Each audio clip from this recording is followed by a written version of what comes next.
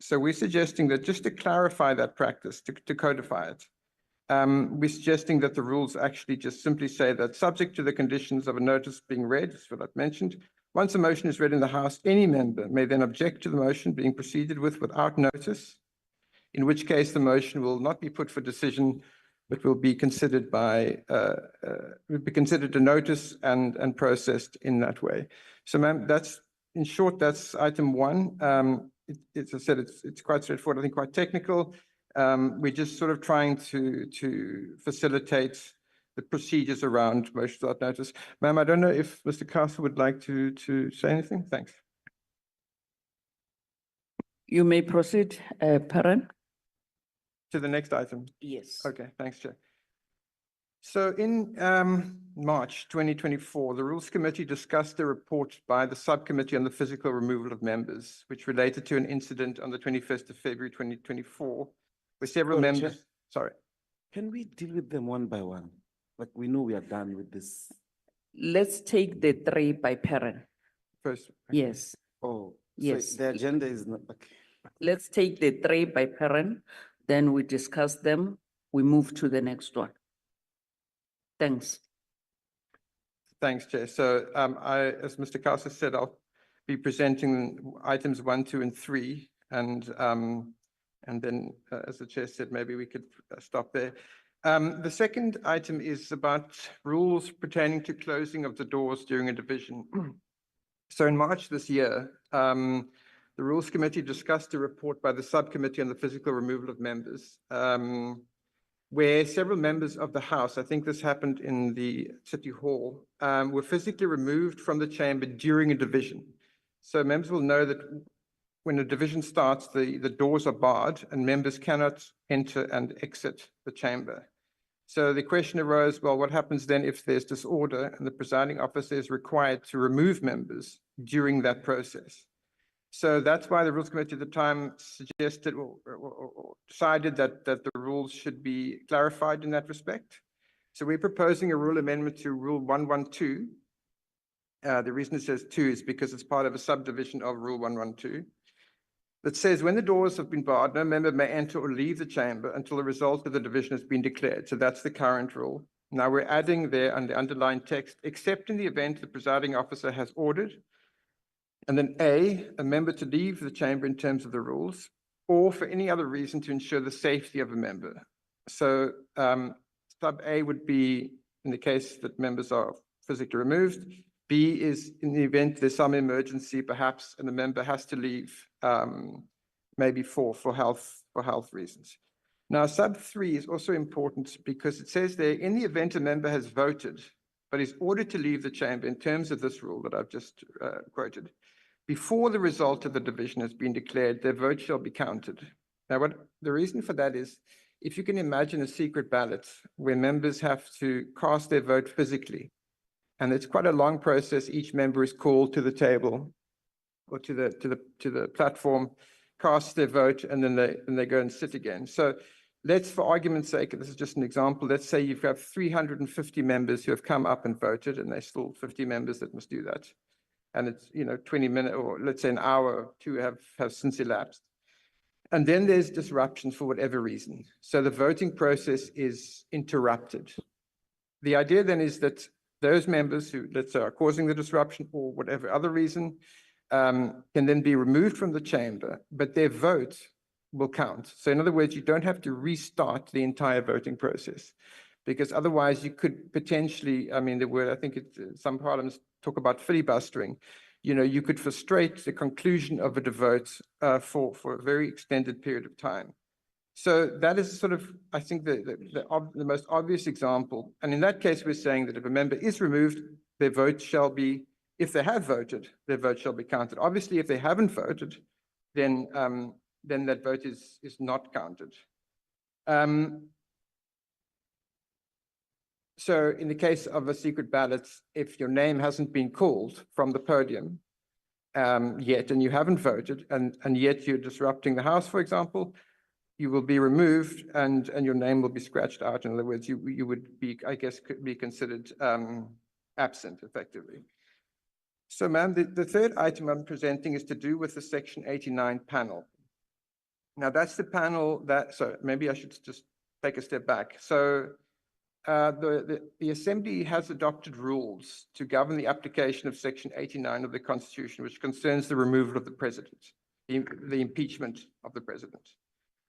And these rules provide that when there is a motion to remove the president, the Speaker must establish an independent panel to conduct a preliminary assessment, which of the evidence presented by the member, and must conclude its assessment within 30 days. Now, in 2022, there was a motion to remove the president and the current sitting president.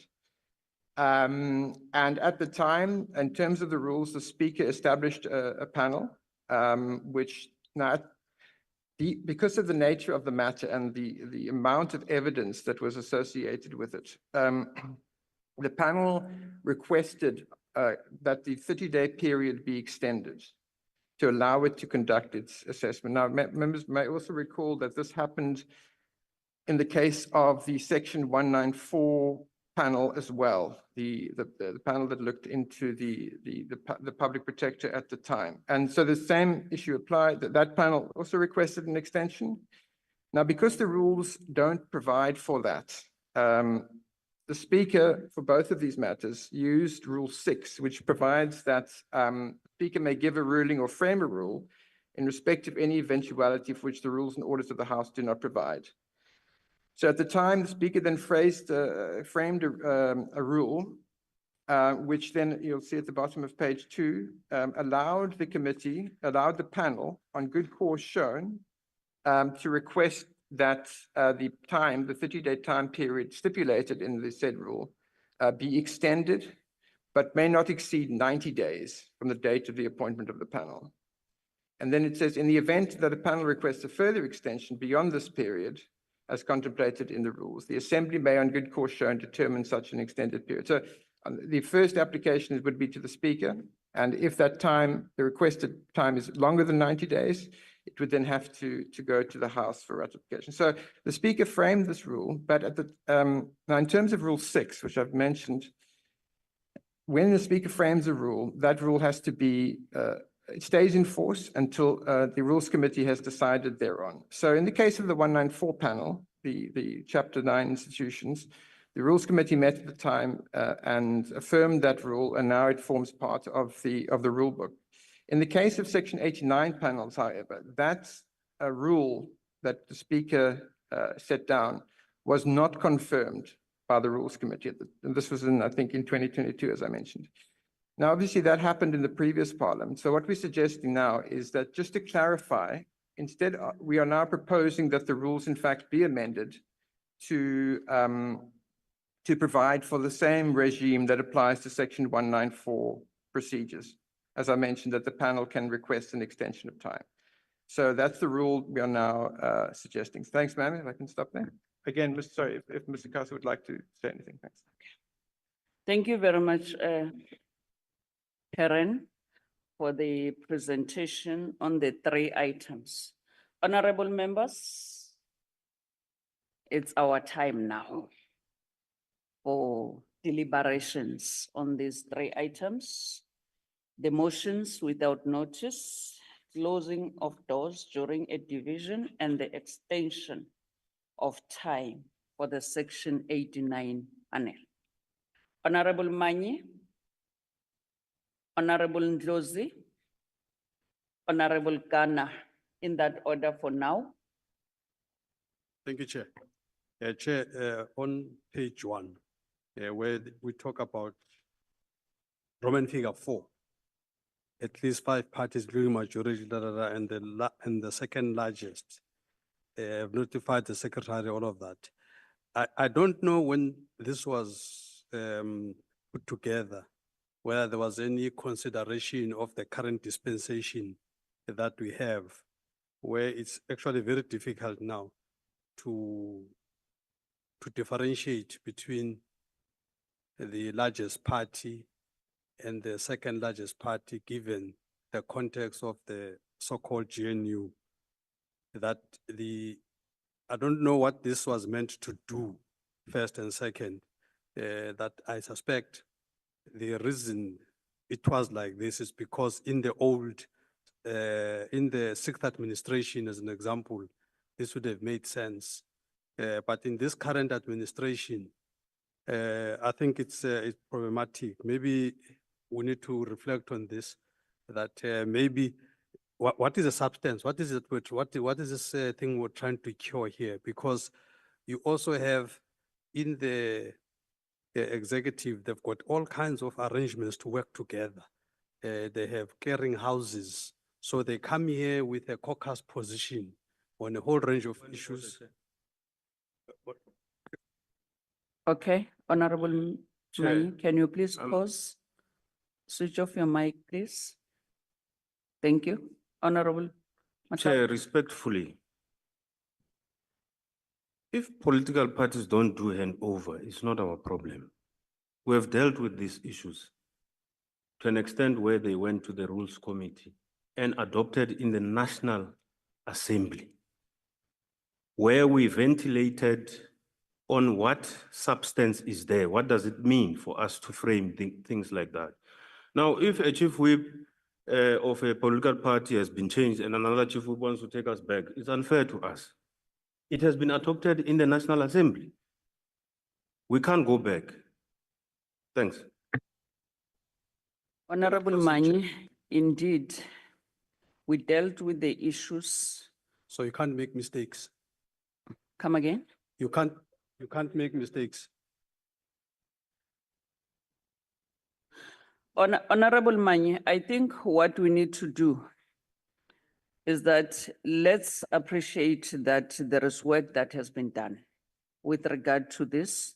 It's unfortunate that maybe your caucus was not briefed, but at that particular time, we dealt with the issues, both parties, including the one that you are in now. They were represented in the subcommittee on rules, and these matters were taken to the rules committee, which adopted them. So It's I a will, rationale, Chair. Sorry, Chair. This is a rationale. I will because then You have plead people, with you that we don't go back. no, but you have You people. can make a proposal that will be looked at. Let's make a proposal that will be looked at going forward. If you don't agree with this, Yeah, you can make a proposal. Yeah, here's my proposal. Thank Chair. you. Here's my proposal, that in order to, firstly, to uphold the principle of rationality, in order to also accommodate the issue of multi-party democracy, which are all the principles of this constitution, that where we have second largest party, we must have second, we must have the largest party of the opposition. Honorable Manyi, yes, like I'm saying. That's You- my proposition. Okay, thank you very much. Honorable Ndlozi, Sorry, Chair. Let me just finish with okay. the everything that was on that one. And I've got no, I'm not gonna comment on the opening and closing of doors. On that section 89, in other committees, I was referred to this committee. Can I just check, Chair, whether is this an opportune moment to raise the issue I wanted to raise on section 89? Because I have an additional proposal of what needs to happen on section 89. Again, in upholding the principle of rationality, which is a golden thread in our constitution. I want to make a proposal that what we should do. I know Honorable Taso there is going to say I must make it in writing. I will do so. Mr. Klaso, I know how you operate. I will still do so, but can I just table it here very briefly, Chair, that we can't have a situation where you have an independent panel that has said there's prima facie evidence, and then you then subject that process to a political process before you get the facts. So I'm suggesting, Chair, that the issue of the appointment of that ad hoc committee or committee to process that must not be a political process, must be automatic, because we are still on a fact-finding mission here. You are not, what you call it, you are not condemning anyone. You must give a person, I mean, if an independent panel has done good work objectively over a period of 30 days or 90 days, and they come back, they say they've got prima facie evidence of wrongdoing, that can be subjected to a political process. That must then go to a subcommittee to give the individual that is sort of put under a cloud an opportunity to deal with the matters that are raised. And then out of that process, then we can then engage the political process. But to engage the political process on matters that are not even established, I think it's premature to do that. So I'm moving. I will make the written submission as well, but I'm putting it here. Somebody taking minutes, it's not going to be any different. It's exactly the point I'm making, that that committee must be automatic. If there's no prima facie evidence, end of story. If there's prima facie evidence, it must be automatic that that panel must give the particular individual an opportunity to explain issues. Thank you. Okay, thank you very much. Honorable members, there are proposals of rule amendments on what has been presented by the NA table. Let's engage on the rule amendment. So we hear you, Honorable Manye, you'll write to Mr. Kaso because he like everything, you want everything in writing. So you'll write to Mr. Kaso, but let's engage on the proposals that are being made. What is our take on them? Honorable Ndlozi?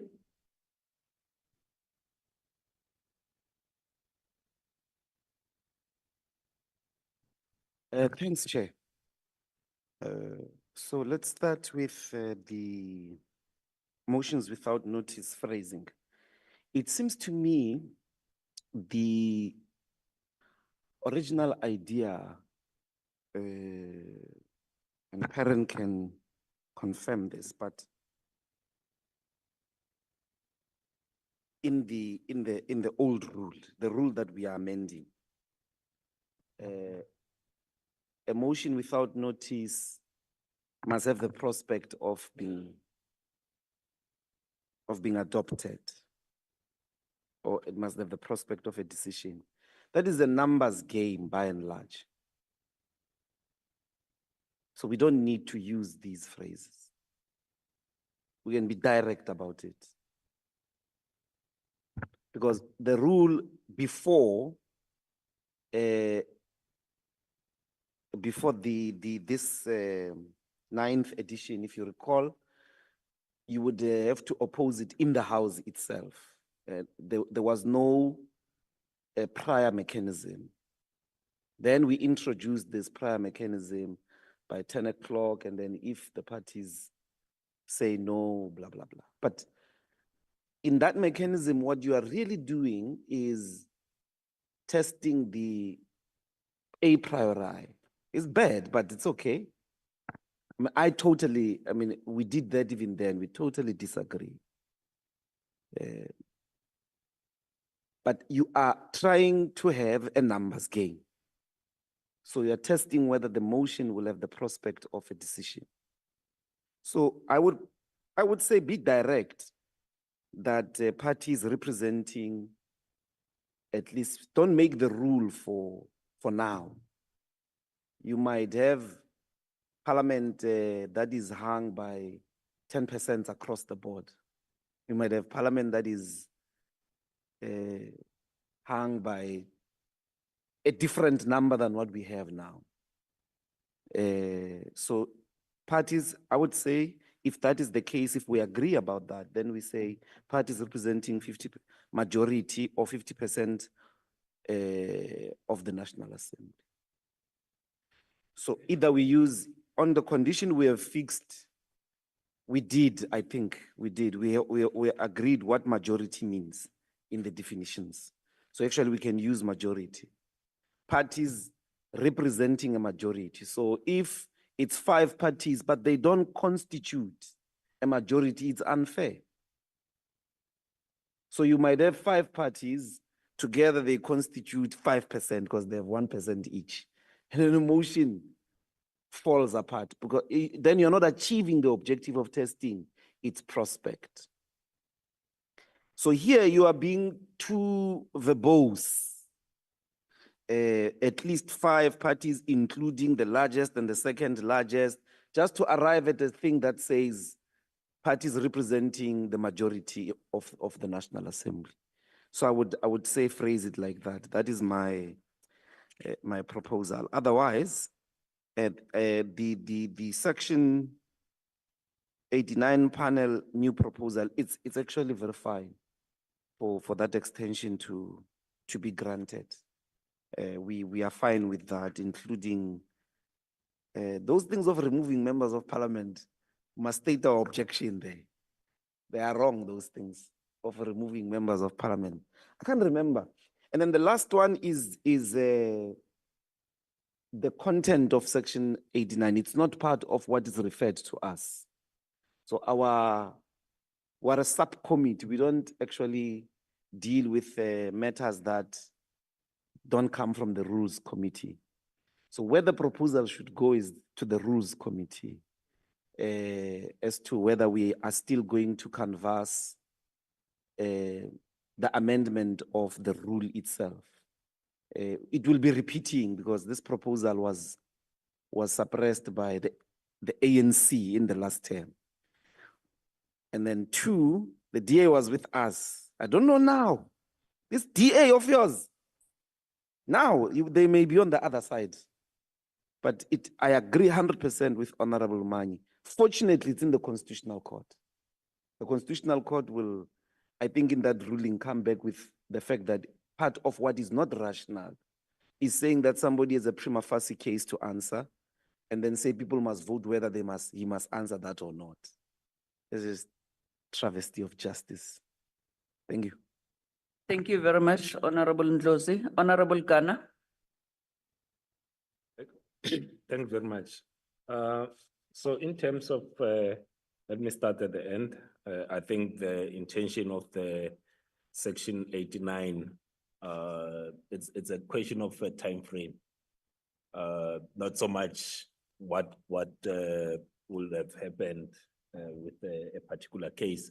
And I think it's a fair way of handling it, in that should the matters that are before the section 89 maybe at the first instance people thought that it's could be done in 3 months, but it's not done, then those powers to extend are then given to the assembly as a whole, and not just for the speaker to use rule 6 to keep on extending that period. I think that's a right way to deal with it. So the speaker has got 1 bite, and then after that, it's up to the assembly to deal with that. So that one, it's fully agreed, at least from my side. And also on the, I don't see anything particularly wrong with the on the removal question. I think the motions without notice, it's more the practicality and the timings. So the practicality and the timing. So if you look at the rule from the top in terms of the timings, so a member or a party submits by 10 o'clock, and then the circulations happen by 11 o'clock, and then the parties indicate 30 minutes before, and by that time, let's say a member was under the impression that they can read out the motion, but then as the sitting starts, we're told that no, actually your motion has been objected to, and that's where the practicality comes in. It's not so much in how we phrase the amendment to 123(2)D Roman figure 4, but in terms of how do we effect it in practice? How do we effect it in practice? Because for me, especially if you read that in case, let's say in the sitting, one member stands up and says, we object, the motion falls away. And now the question is, this rule, its effect in changing how the motions without notice are handled is very minimal, if it exists at all. And that's what we need to think about, because if you have a situation wherein, let's say it's myself as Rising Suns, giving an example, that let me not use MK, let me use the ANC, reads a motion that I don't agree, then I'm not part of the 5. So when I submit to say, I object to this, then I'm told that you are the only one who objects. Therefore, I get into the house and object. So the effectiveness of the rule itself comes into question, whether the rule can really be applied. It's one of those nice to have, but in practice, it hasn't been effected. And that for me, it's neither here nor there, because a member can object in the sitting. So the technical nature does not assist much. Thanks. Thank you very much, Honorable Ghana. Honorable Michalaikis. Thank you, Chairperson. Honorable Ndlozi's argument on Rule 123 makes a lot of sense. I think he should be representing the official opposition, but maybe if we give him enough time, he soon will. Chairperson, but I am happy with all 3 of the proposals. They make a lot of sense, and I am amenable to considering the proposal that was made over there. The member is right that it is a numbers game, but I'm also quite happy for it to go through as the proposal that's been proposed to us. Thank you. Thank you very much, Honorable Michalaikis. Honorable Mahlaule. Thank you very much, Deputy Chief Whip. Look, I also don't have issues with the first one, because to me, whether you start with parties that will make 50% plus or not, there is an opportunity in the House when it's rejected or it's opposed to test those numbers again in the House. So it's neither here nor there whether you do it when it's coming or you do it inside.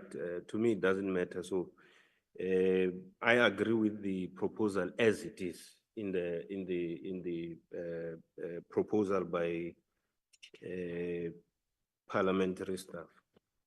The closing of doors, I agree with the proposal. Now, the issue of Section 89. And I agree to a larger extent with Honorable Ndlozi that what Honorable Mani is raising does not belong here. What we are dealing with here is that when it happened in 2022, the committee was created, which was given 30 days to deal with the issue. And they felt that it's not enough. Then they went to the speaker to ask for extension. Now, the speaker did not have a direct reference where she can take the rule to extend the days. And that's what we're dealing with here. We're fixing so that the speaker does not go back to unforeseen eventualities, because we can't use the unforeseen eventualities rule when we know that this is still coming, it has come before. We want to place it in a rule where the speaker will be empowered to deal with it. And the proposal here is clear to say, let's place the speaker in a better position to can make a ruling whether the extension of that committee to do its work and assessment is informed by what. And that's what we're dealing with. The other issues, we'll deal with them as and when they come to the committee at a later stage. But let's deal with what we have now, that we're empowering the speaker with this clause so that she doesn't go and quote things that are not direct, they are just general in their application. Thank you. Thank you very much, Honorable Mahlaule. Honorable Vessels. Thank you, Chairperson. Chair, yes, I also agree that I think with regards to the proposal in terms of Rule 123 2D, it won't have such a big effect if we were to change it to parties constituting the majority of the House instead of the very technical measurement of 5 parties, including and so forth. Because we do have to remember that there's a twofold approach. It is a numbers game, but it is not as well. It's not a numbers game when it comes to the House. When it comes to the House, any member that objects to a motion, the motion is destroyed. But if we want to prevent a motion to be read in the House, which is public record, that is why the first phase is there. And that is why you would want a measurement of a significant number of members, a significant number of parties saying we don't even want this motion read. We don't want this motion on record, even just in hindsight. And that's where the numbers game comes in. So I think a majority, parties constituting a majority will actually serve that purpose better than the 5 parties and so forth. And then the addition and the proposal with regards to making it more concrete in terms of sub-rule 4 will, I think, serve the second phase approach with regards to it being read, but it not being converted or it not being approached as a motion without notice. Rest of the proposals, Chairperson, I'm in agreement with. Thank you. Thank you very much, Honorable Vessels. Honorable Manye. Chair. I think each administration must have a duty to make sure that the rules are in line with that particular administration.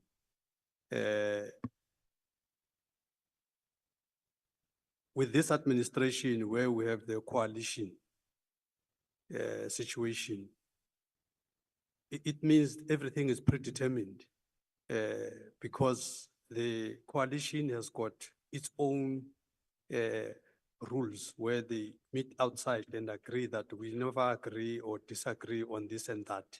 So which just undermines the entire spirit of what we're trying to do here.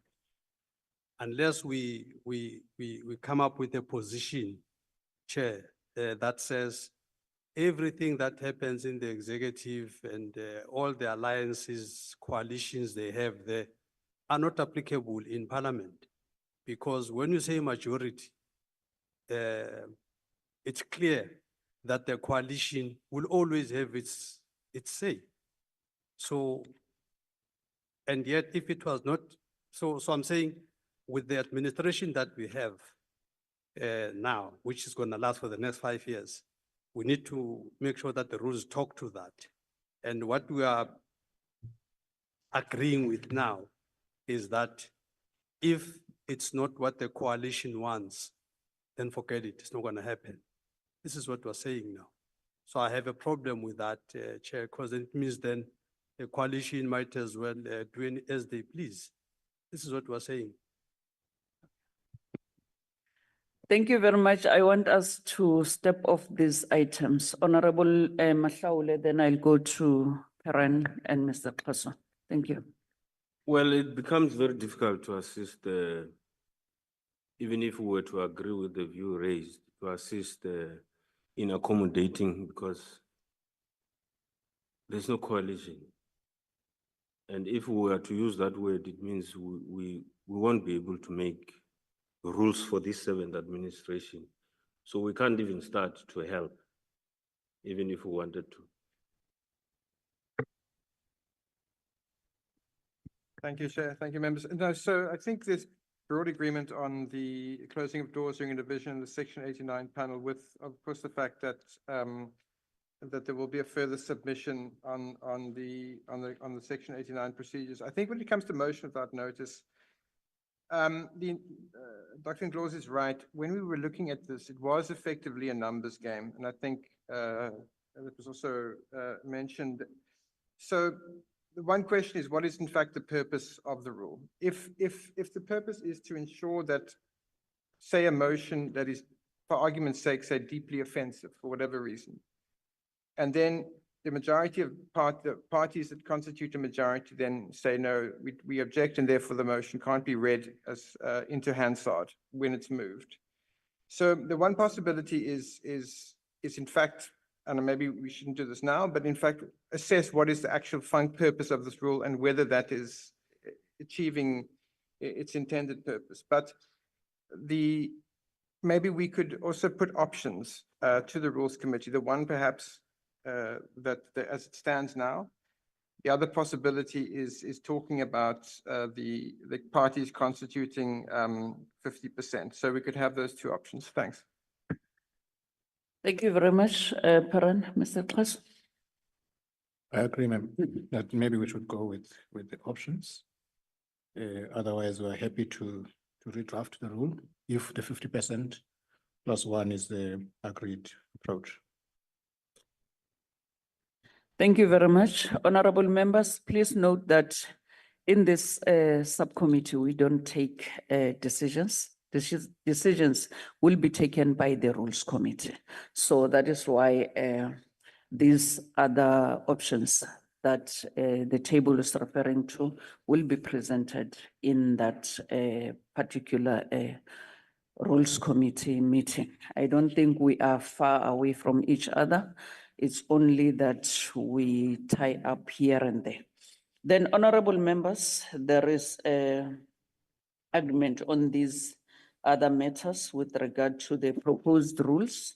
Then we are now moving to the next item, Mr. Klaas, improvements to question time. Thank you, ma'am. Thank you, Chair. I'll do 4 and 5. Perrin will come back to 6, 7, and 8. Then I'll come back to do 9. All right. I'll suggest that we start with optimizing questions. Sorry, Mr. Klaas. All of them. See, I want to understand. He just said he's going to do 3, then parent do this, No. and then we're going to stop where? Yes. Oh, After his presentation, we stop okay. and discuss. Thanks. Chair, with your permission, if we could start with the document optimizing questions processes. If Mr. Adonis could assist us with that. This document. This one with different colors.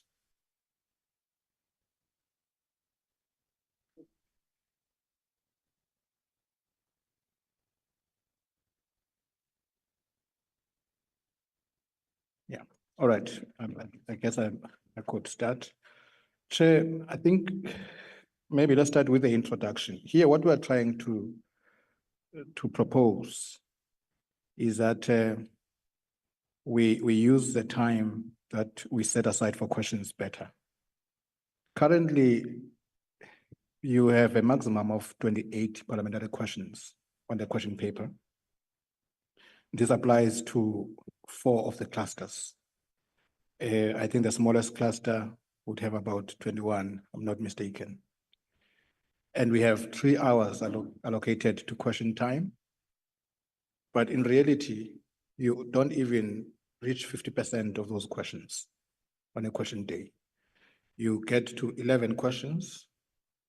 On rare occasions, like we did in the last session, we got to 16 questions. And the guidelines are that you take up to 4 questions per minister. Before that, we had 10 questions per minister. So currently it's 4 questions per minister. So those questions that are not reached effectively becomes like questions for written reply, because then written replies are given, are submitted to members and circulated. We have received concerns that ministers come ready to engage, but they're never reached on a question day. a number of them. So we are proposing that you consider the options that we're placing before this committee. It's effectively an overhaul of what we're doing. And we are attracted to proposal number 1. I must declare that even at the outset. Now, here, what we are proposing is that you consider reducing questions per minister to 2, from 4 to 2 questions. The effect of that is you will then have a maximum of 14 questions on a question day. And again, the other effect of that is, our proposal is that you will complete all the questions, which means all the ministers in a cluster will have an opportunity to be engaged in the House and respond to questions. But there will have to be sacrifices if the committee agreed that we went for that. So if we look at proposal number 1, here the status quo is that that's the first line, first column, yes. The reply to a question is, first reply by the minister is 4 minutes. The questioner has 2 minutes for supplementary, and then the reply is 2 minutes and 1 minute and all of that. So you'd have 4 supplementary questions and 4 minutes to the initial reply. What it gives you in terms of the time, it's 3 hours, 58 minutes. So it's effectively 4 hours of question time. But the benefit is that you will do all the questions on that day. So there will be no questions left over being published in Hansard. If you wanted to take a slightly different approach, you could then reduce the time for the initial reply to 3 minutes. I must say that at some point, the time for the initial reply was 2 minutes. At the discretion of the speaker, it will then be 3 minutes. It was then increased to 4 minutes. So here we're saying you could consider 3 minutes and you keep the rest the same. You still have 4 supplementary questions. That will give you 3 hours, 44 minutes. Again, you do all the questions on that particular question day. The last one of these options is if you decided, okay, 4 hours or 3.5 almost is too much. We want to keep it as close as possible to 3 hours. You then take 3 minutes for the first reply and you cut the supplementary questions to 3. You do all the questions on that day and that gives you 3 hours, 2 minutes. We must declare though that cluster 3 has a lesser number of ministers. I think it has 5 ministers. So with cluster 3, the time will be less than even 3 hours with all these options. So Chair, that is the essence of our proposal. Proposal 2 and 4, we just give other scenarios. So if you did 3 questions, for instance, and you kept the status quo, you would end up with almost 6 hours because you'll have 21 questions. With 21 questions, you do 3 supplementaries, you then end up with 4 hours, 30 minutes. We suspect that is not desirable. So option 3 is worse, is what we currently have, 28 questions.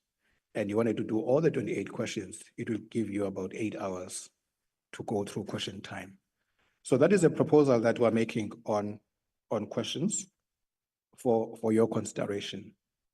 Chair, I don't know at what point you would want, because you did mention to me that we need to say something about interpellations. So I don't know at what point you would want me to do that, but I'm happy to pause here and go to the issue of the quality of replies. And then we can do interpellations later. If you may guide me, should I do interpellations now? It's not on the agenda, but you did mention that to me. Okay, you can deal with it now. Interpellations, all right. Interpellations is referred to as a mini debate. Maybe let me use the example of the Western Cape, which is where interpellations are still applicable. An interpellation is effectively a question, but takes the form of a mini debate. In the Western Cape, you have an hour, Western Cape Parliament, you have an hour set aside for interpellations. Each interpellation is 20 minutes. What happens there is that The minister will have 4 minutes to respond for the first reply, which is what we have here. The interpellant will have 3 minutes to react to the minister. And you then allow 3 other members 2 minutes each, which is 6 minutes, to ask, to follow up, basically, to follow up questions. 2 minutes each. And then the interpellant or the questioner comes back before the minister then concludes, because then the interpellant will come back with 3 minutes, engage the minister, and then the minister will then conclude with 4 minutes. That will give you 20 minutes. And you have an hour set aside for interpellations. So you have 3 interpellations basically per session. They take precedence on Thursdays for 1 hour before you proceed to questions. So questions take another hour. So time for interpellations and questions in the Western Cape Parliament is 2 hours. Similar to what we had between 1994 and 2000. We had something similar to that, except that in our case, interpellations were allocated 15 minutes. So you had 3 minutes. My colleagues will assist me. They wrote this thing down for me. You have 3 minutes. You had 3 minutes for the first reply, and you had 2 minutes you had 4 minutes for the first reply, 3 minutes by the interpellant, and then you had 2 minutes for the follow-up questions, and then you had another, I think, 3 minutes for the interpellant, and then 4 minutes. I may be confusing the times, but it was 15 minutes all in all. And then in 2000, a hybrid was introduced, which is what we currently have. Because before then, you did not have what we have now. So where you would have the main question, the main reply, first reply, and then you have 4 supplementary questions. And then you have the reply by the minister. What we do not have, the difference between what we have and interpellations, is that you don't have the questioner having a second opportunity before the last reply of the minister. But in terms of time allocation, it's the same. Because even now, our time allocation is things about 7 minutes all in all. So in our system, thanks, Michael, we had 3 minutes for the first reply by the minister, and then 3 minutes for the reaction by the interpellant, and then you had 2 minutes by the members, even the interpellant had 2 minutes, and then the minister had 1 minute to respond to the debate. In our view, Chair and honorable members, what we currently have, as I say, is a hybrid of what question time used to be and what interpellations used to be. We don't necessarily think that there's much benefit to be gained from changing, but that is for the honorable members to debate. So, Chair, that is the issue about optimizing question time and the issue of interpellations. On replies, Chairperson, quality of replies, we are not making a definite or a definitive response or proposal here. We are basically highlighting what currently obtains. The first one is that ministers must respond to questions in respect of their official responsibilities, matters under their control, and they must exercise their power in a manner that does not encroach on other geographical, functional, or institutional integrity of government. And we are also clarifying the issue of provinces, which is item number 4, line number 4, point number 4, that the Rules Committee in 2022 said, concerning the scope of ministerial responsibilities and their answerability on functional areas of concurrent responsibilities between the different spheres of government and how this impacted on timelines replies, questions the executive should take into account their respective competencies. Point number 5 is important. The guideline says that ministers are bound to respond to the specific points made in the question. So while the presiding officer cannot say how they must respond, but at least they must address the issues that are raised in the question. So our proposal, of course, will be directed by yourselves, is that maybe political parties can assist the speaker, assist the rules committee in maybe making some inputs in terms of how this could be strengthened by identifying in the responses given where they think there were quality issues in terms of the replies given to them, either in writing or in the House. On the understanding that ministers are meant to respond to the points raised in the question. And then we're saying once there is that feedback, formal feedback, then the subcommittee could then be directed to make proposals. We are looking at practices elsewhere. There are different things that are done in other parliaments, but we would want to come with an arrangement that is customized, that is relevant to our situation in this parliament. So, Chair, we are proposing that in terms of the quality of replies. We know it's an important matter, but we think that more work needs to be done on this one. Thank you, Chair. And that concludes my presentation on this item. I may now move to item 5, if you allow me, unless you want to discuss. Let's discuss this one of the question time because it's a little bit longer presentation. Let me start with honorable vessels, then come to honorable Ndlozi, honorable Makubela Mashele, honorable Manyi, honorable Ghana, honorable Michalaikis, honorable Sueya, in that order. Honorable vessels, then honorable Mika, you will be the last one on this one. Thank you. Thank you, Chairperson. Chair, I understand the proposals, but I do think that we should consider trying to stick to 3 hours, a 3 hours allocation for question time.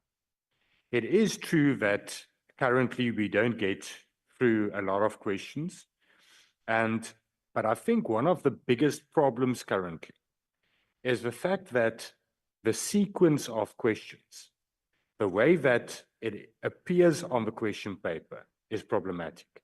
What I mean is, one minister will sometimes have 5 questions after each other.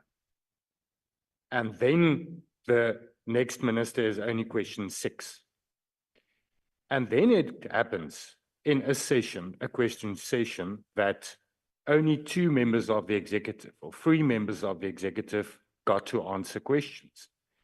If it were to be sequenced that a minister gets 1 question followed by the next minister, not following the same minister after each other, it will already serve the purpose of getting to more questions of a variety of members of the executive, because I think that is the frustration that members also have, is the fact that one minister answered a lot of questions and one minister and one portfolio we didn't get to at all, or only got to 1 question addressed to that portfolio. The other issue, Chairperson, is something that I think we need to discuss, and I'm not sure that it has been discussed, is are we saying that we are going to stick to the way that supplementary questions are dealt with?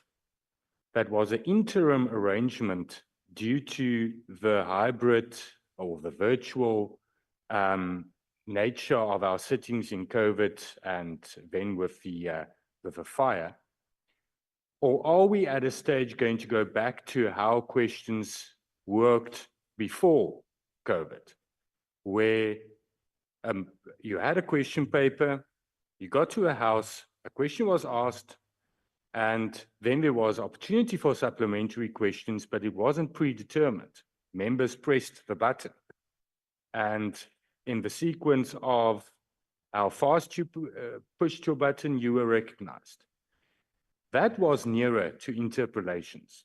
The problem with question time now is that people come here with prepared supplementary questions because they know that they are going to get a supplementary question. It's a very generic way of dealing with questions, and it really doesn't serve the purpose. You should ask a supplementary question based on the answer you just heard and decide to push your button because you see that you want to ask something further to what the minister replied. We hear in this house with every question time, supplementary questions that do not even, or that repeats what the minister just said because it's prepared beforehand. It doesn't adapt to what is actually answered by the member of the executive. The quality of our question time is not only dependent on the quality of the replies by the executive. That is important, but it's also dependent on the quality of questions. And yes, we can't write a rule on that, but we can have a procedure that is more adapted to have a lively interaction on the actual facts and answers rather than predetermined supplementary questions that's a repetition, that has no relevance, that is not current. And I think that is one of the biggest problems. And Chairperson, that will also I think will determine what proposal we go for. Because if we say we are going to stick to this predetermined supplementary questions where we send in requests for supplementary questions beforehand, then then these options are viable. But if we go to the traditional way of doing things, where we indicate in a sitting supplementary questions or requests for supplementary questions, then we have to have a rethink and talk about these proposals further. Chair, I would also propose that we don't go for an option where we limit supplementary questions to only two. I think that will also not serve the purpose. And I think it's important to not have a quantity of questions trying to get through 17 or 14 or whatever number of questions, but sacrifice the quality of question time by doing that. So I would say we should stick to what we have currently, but go to the traditional way of indicating supplementary questions. We're not going to have hybrid sittings anymore and virtual sittings, so there's no need for that, and then stick to 3 hours. But we can consider, and I will propose that we go for the 3-minute reply rather than the current 4-minute reply. Thank you.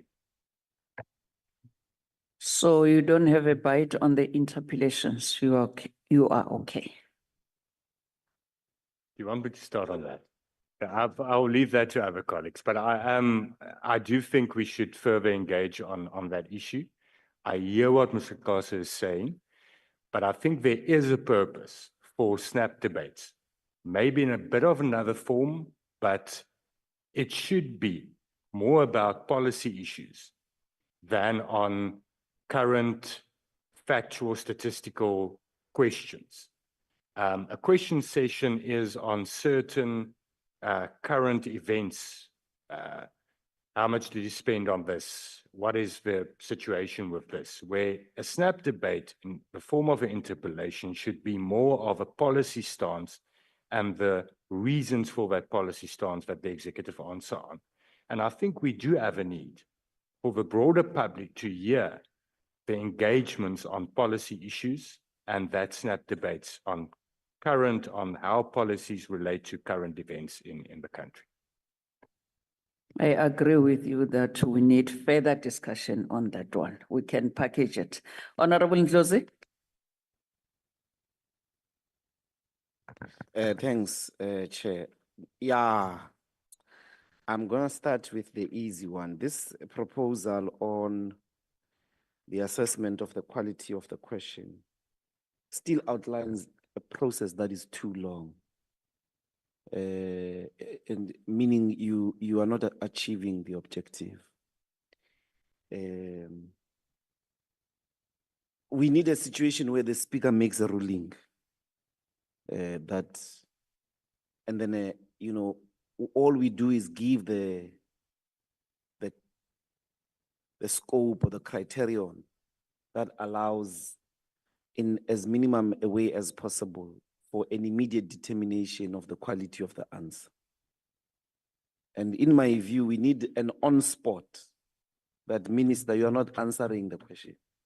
I'm ruling that you are not answering the question that is being asked. I'll give you an example. You ask about let's say the president is answering a question on Palestine. You ask the question about, this is a question about Palestine, Israel. And the president talks about Ukraine and says nothing about Israel, nothing about Palestine. The speaker must be able to say the president is out of order on the spot. That's the hope. That's what we're hoping for. Because the frustration comes out of you standing and saying, the minister is not answering the question. You know, I can be ruled out of order if the matter of debate or the matter of discussion has been determined. And myself, I go, there is a rule that says you are out of this speaking regime, or that's what we need. That's the mechanism in my view. It seems to me that we may have to draft these things ourselves, you see. Because Kazo and them, they are not helping. This one is bad. I come to the hope as well with the question and answer session. For me, it has less to do with the time, but more to do with aggressively getting these people to be answerable. A rigorous process of holding them accountable. Where we, you know, and scope are there. Imagine a scope session with prepared prior questions that you're going to answer a question, Minister, on unemployment or on a specific audit outcome, whatever. He comes with a prepared answer, but we're able to get as qualitative an accountability out of him as possible. I'm really attracted to this interpolation question. You know, in psycho, in Marxism, interpolation is a very interesting concept, actually. The element of, how should I put it, of surprise is at the core of this thing. That's what you need to revive. So the honorable member is correct. We must make a rule for inconsistent to what was the practice before COVID. Because this was about online engagements. You need that element of surprise, of like the minister not always reading, and possibly also members of parliament not always reading. That's number one. But I'm interested in the question and answer session completely becoming something like an interpolation. Before I saw this interpolation arrangement, my idea was, if possible, there are not decisions being taken in the National Assembly during questions, unless after, you know, we do the rest of the other business. But normally the Wednesday gets given to question and answer. If possible, you can have 2-3 mini plenaries to interrogate, to get quality time with these people on the questions. And then you may have them as frequently as possible. Of a cabinet. The next president can appoint 100 ministers. What are you going to do? It's really less to do with quality time as in quality oversight. So if we can develop this interpolation and keep in mind, I would persuade all of us, keep in mind that Wednesday's National Assembly doesn't really need to take any resolutions. You can capitalize on breaking it into 3-4 sessions. But the qualitative interrogation must be in line with this interpolation idea. So I'm saying let's not have question and answer and then have interpolation separately. Question and answer must take the form of an interpolation altogether so that there's maximum interrogation of, we already have debates and all of that, but if the question and answer session were to be like this, it would be really useful. I think those are my comments.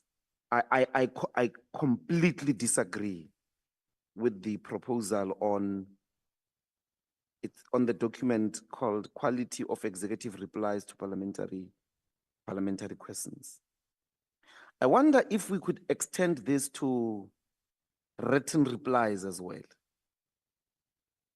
I know it was not, I think, Chair, you would not be opposed to the idea of quality answers being extended to all questions. I know we're always only thinking about oral replies, but there is also an issue of quality replies to written replies. I wonder if one can evoke the same rule to say, Speaker, I've got a written reply here. Can you rule that the minister has not properly answered the question? They must re-answer in a proper way. I think that would also extend or help us with this whole idea of quality replies. My respectful submission is that let's take this interpolation, develop a question and answer session on its framework, and think about breaking as well, because we've got too many ministers, breaking sometimes the House into 2 sessions or into 3 mini sessions, and then interpolate these people. Thank you very much. Thanks, Honorable Ndlozi. Who was next? Was it Honorable Makubela? Thank you, Chair. We are inclined to support the proposal 1 with option 2 that speaks to 3 hours, a 3-hour session. But I think an emphasis has to be made to the sequencing and the opportunity that ministers within that cluster are afforded to answer. If it's perhaps maybe, for example, cluster 3 with 5 ministers, before a minister gets a second chance, we must have exhausted the entire sequencing of ministers, so that we avoid the system that a minister will get 2 or 3 opportunities without the one getting an opportunity to answer. So I think we have to now put it into rules that all ministers must be afforded an opportunity for answer before the round goes to the next, and we stick to the 3 hours. I think the 3 minutes is sufficient for the first reply, and then the 2 minutes into the supplementary questions. Mr. Klaso, well, currently, perhaps maybe if you could tell us on the second submission, which is the quality of questions, to say currently the mechanism that the speaker has, if I must be corrected, is that she writes to the leader of government business to indicate that the quality of questions, if there is that mechanism currently. maybe if we can expand this one, because I think the proposal that the speaker writes to the rules or sub-rules committee to, on the quality of questions will take long. It's going to take long. By the time you send a response to the minister, perhaps you could correct, but it's a long process. Maybe if you can expand on the mechanism that we have now and what are the inadequacies of the mechanism that we have now, and then look into maybe reworking the system or the proposal for now. And on interpellations, I think we need to further expand this proposal so that we can see whether it will achieve the desired outcome, because we do have the question and answer session right now. If we are to add, because interpellations is more also just on the spot questions to the ministers. Perhaps let's look into have the current mini plenaries debate with some form of questions to the ministers, but expand on what you are presenting to us now. Thank you. Thanks, Honorable Makubela. Honorable members, before I come to you, Honorable, I've noted, hence I'll come to all of you.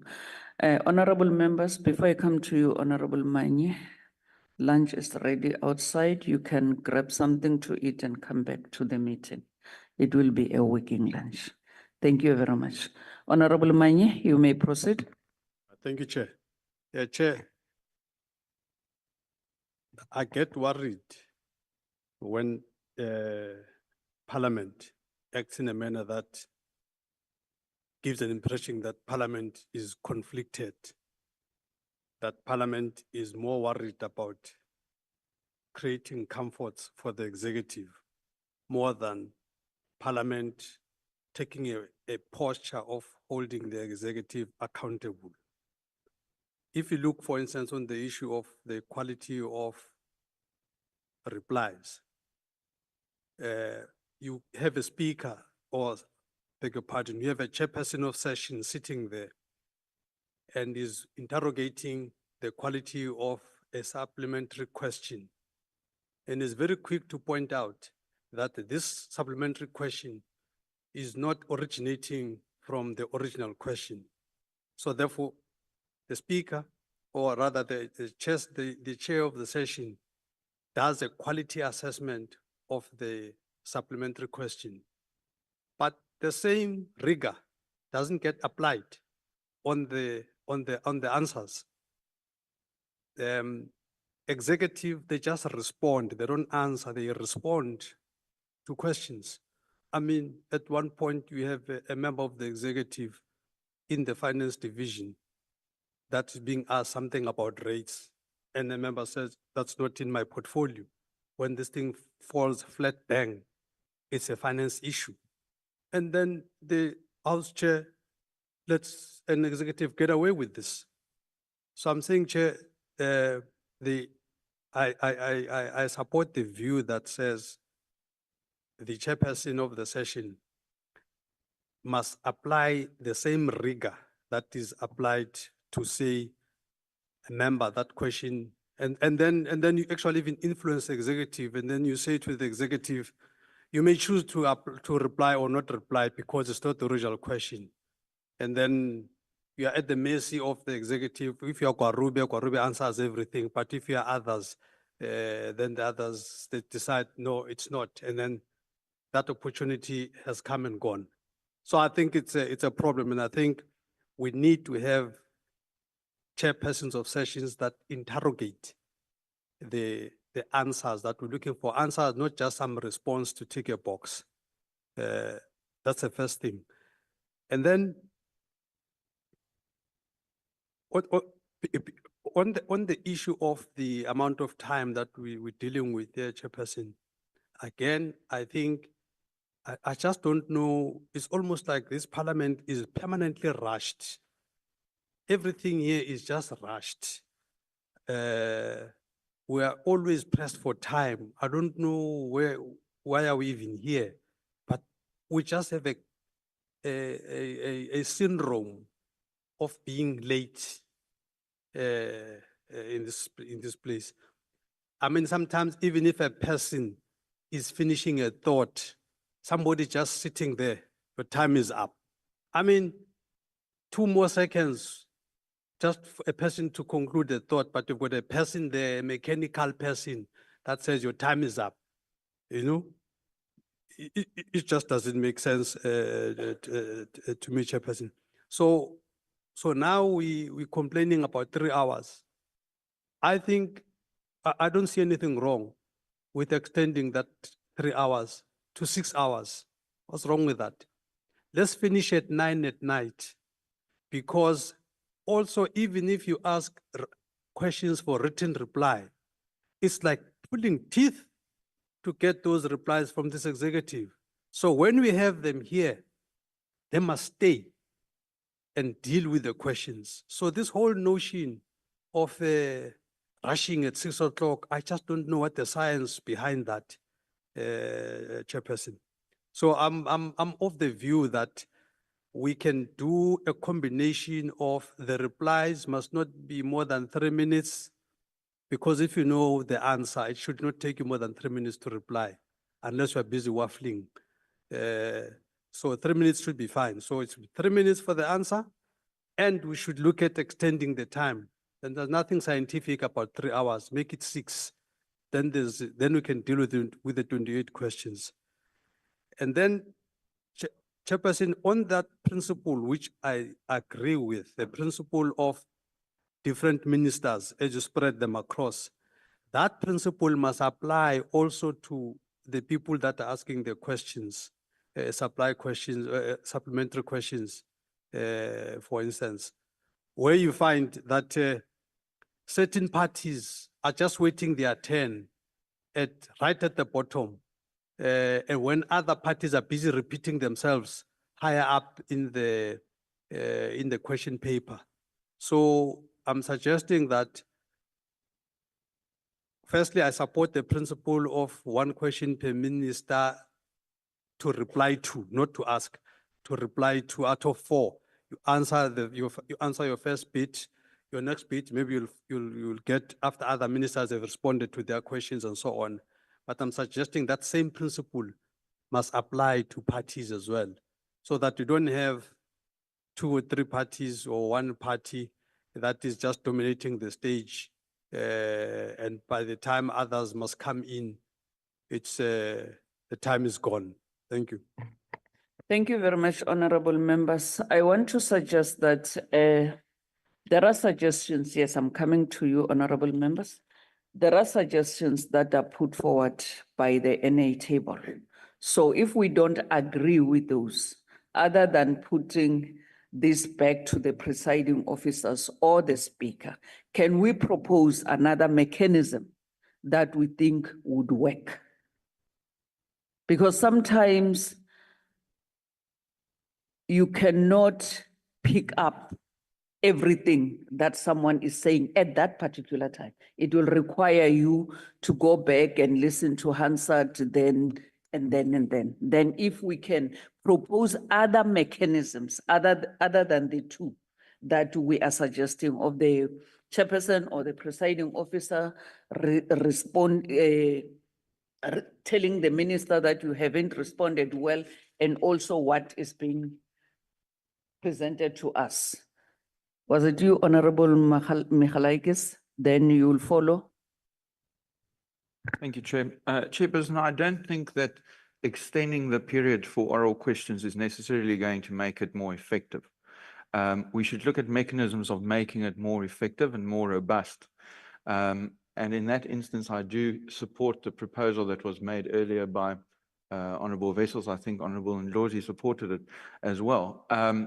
That's the first thing. With regards to interpellations, I think we need to explore that more. I don't think it is an either or. I don't think we need to find a hybrid either. I know that it works quite successfully in the Western Cape. We called for it when we were the official opposition, and we're still in favor of it because Parliament needs to be robust and it needs to hold the executive to account. And if you want to be a minister, you must be able to think on your feet and know your department quite well. So my proposal would be in that instance that we do explore the option of having both. Because in many instances, the interpellations would also fill the gap where the member feels that his oral question was not answered, for that to then fulfill that function and make sure that question is then taken to the House in that form. But I do think that in all these mechanisms, we should firstly grab every opportunity that we can as Parliament to fulfill our function of having robust debate and oversight. And secondly, we must look, instead of spending more time on things, and making them more robust and more effective. That would be my proposal. And I think that both those options are fairly good, provided that it does fulfill the function of being something that is a robust engagement. You can have many oral questions on a single day and spend many, many hours without getting proper answers and without actually having a robust engagement, and just have the mechanical engagement that we spoke about. That does not serve a purpose. It just wastes everyone's time. But if we have something that is actually robust and rigorous and proper, I think we should work towards that, both from the government and the opposition side. We all want to see it makes for better ministers to be properly scrutinized, and our ministers definitely want to be kept on their toes because it makes for a better government. Thank you. Thank you very much, Honorable Sueya. Then I'll come to you, Honorable Gunn. Thank you, Deputy Chief Whip, and good afternoon to everybody. Hi. I think the first thing that we need to accept, all of us, is that to coexist, we need to put rules. I can imagine if the National Assembly at our level, if we say to make a follow-up question, it's 3 minutes and they say that is what you're allocated, you want to complain about it. The question should be, do we increase the number or remain at 3 minutes? Because we need to set rules for ourselves to be able to coexist and for us to be effective. I'm supporting option 2. I want to make it easier because you are saying we should indicate. The most important thing is that, for example, and I think we must give it to the Speaker and the House chairs, that when we started, it was a roughy road, especially with the executive. One, in terms of attending, there was a time where there was complaints about the fact that they're sitting here, they're not following up on motions. And a concern was raised, and the Speaker acted upon it, and it was raised to the leader of government business. Then another time, you also had a problem where you realized the executive, this one and this one, they don't know. That is why one member even stood up and said, according to the Constitution, as a member of the executive, you can't come here and say you don't know. I'm giving this sequence to say, remaining with the 3 hours, because even if you increase, it will not change what are systematic processes that we have. One of them is that, so if you have the executive which is not understanding, it agitates members in the House. When they become agitated, it eats on the time. So if you have the executive through the LOGB interacting with them frequently in cabinet to say, there is a concern from the Speaker about this and this and this, please improve, because if you don't improve, you are causing disorder in the House because other members get agitated. The Speaker is also addressing the issue of, and maybe it's something that we must be given a clear proposal about in terms of questions and sequencing. Because you might find that when the proposal in relation to increasing the time came was because there is a day where only 2 ministers responded and others were here. I think it was Labor and yeah, I forgot. But if we can sort out the sequencing, it can address the question of ensuring that the executive is able to come and respond to us. And if maybe we can be given a proposal in relation to the sequencing. I'm trying to read what I was writing, I'm sorry. So if we address sequencing, the LOGB addresses the conduct of the executive in the House, addresses them also responding to motions, we can get it right. We're not so much first off. That's why I'm saying when we started, it was a bumpy ride. So because I'm also supporting the methodology that you are proposing, that if there is a concern that a member has not replied in terms of the quality of the question and so on, we follow what you're proposing, and then we do quarterly reviews or monthly reviews. My worry is that if we want to give the authority to the speaker to say, I'm ruling that you have answered wrongly, you know, it's like if you are given a mathematical question and you use a formula, I might be writing and I think what I'm doing is right. And when you are listening, you were expecting that my answer should be going to the left. It is going to be very, very much tricky because it will mean that when I ask a question, I'm expecting you to say to me, like we did with the executive of the DM of Finance, when you were, I think the question was around the capping of the amount of feeding schemes, for example. Okay, let's take, now that he knows that as an executive, you don't come to the House and say you don't have an answer. Let's take on that day, he decided 3% is fine. While where you are sitting as the person who has asked the question, you have done your own research and you think the answer is 5%. It will cause disorder even further in the House. That reporting method of taking it to the speaker and it comes formally to the LOGB, we formalize it, and the executive, when he goes to cabinet, he engages with them and interacts with them. And the other many platforms that have been created in this parliament, in this administration to ensure that we improve, and I'm sure you have seen, they now come to the House. They now answer motions, there are even many.